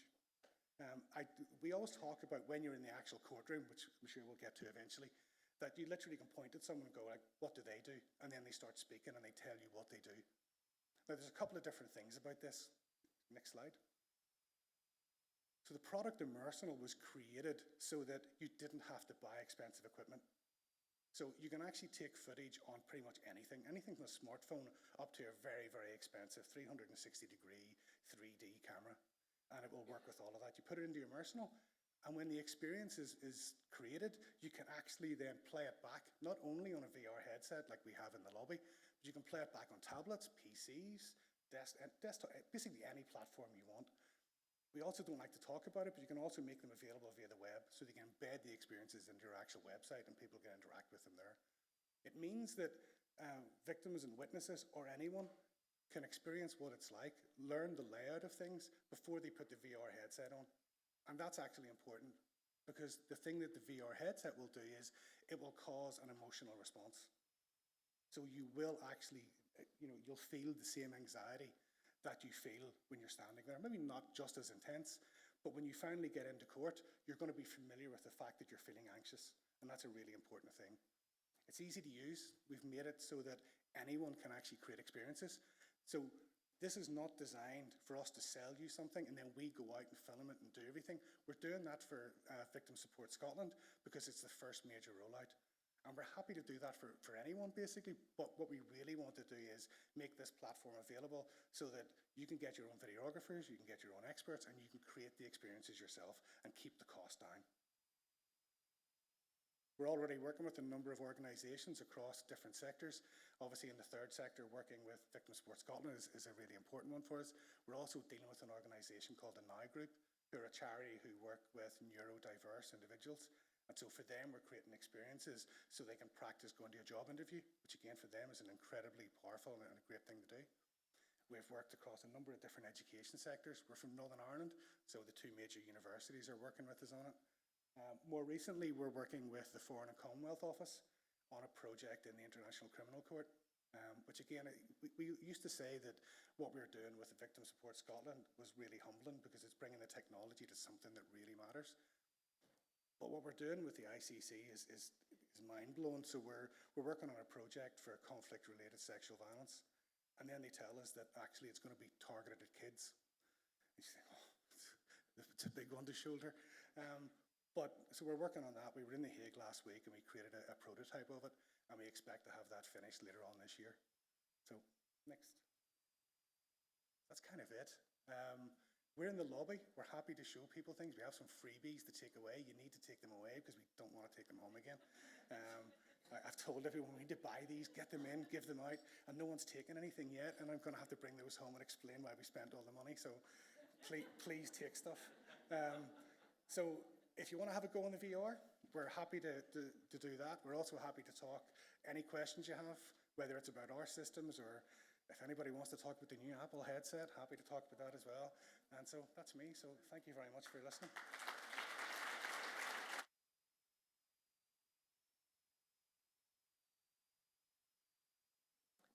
Thanks a lot to our silver sponsor, Mercenal. And now 5 minutes more, and we are all embarking on the lunch break. But before that, with heartfelt emotion, I'm honored to introduce you and invite on this stage our esteemed colleague, one of the founding mothers of Victim Support Europe, our former Vice President, Helgard van Heulen.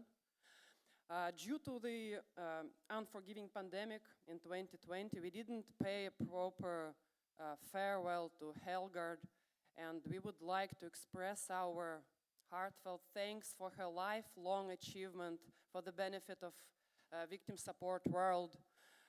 There is no more than you, Helgard, who deserves this recognition, and I would like to ask Leven Taltan to bring on stage this small poster for Helgard.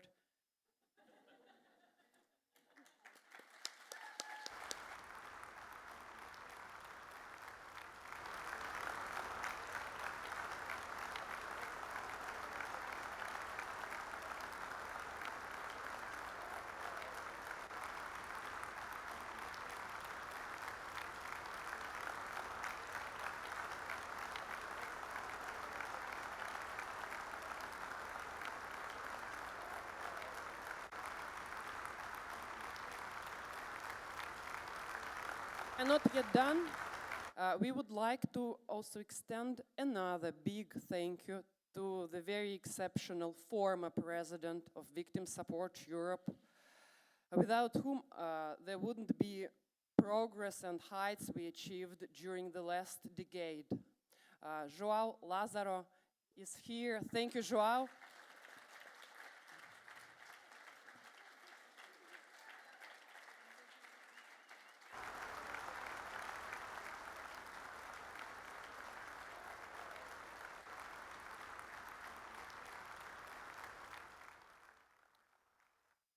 And now another special moment. We would like to take a group picture of all of you, so you keep sitting, and our photographer is coming on here on stage, and we will do, since you are numerous this time, so we're keeping growing, we will do 2 photos. So Ruben will be standing here, 1 angle, 2nd angle, and then post-production magic of I think that I would like you 3 to invite you to have a seat. We would like you also to be on the picture. Not on the same seat. Not on the same. Somewhere where you are seen. The first front row better. Yes. Thank you.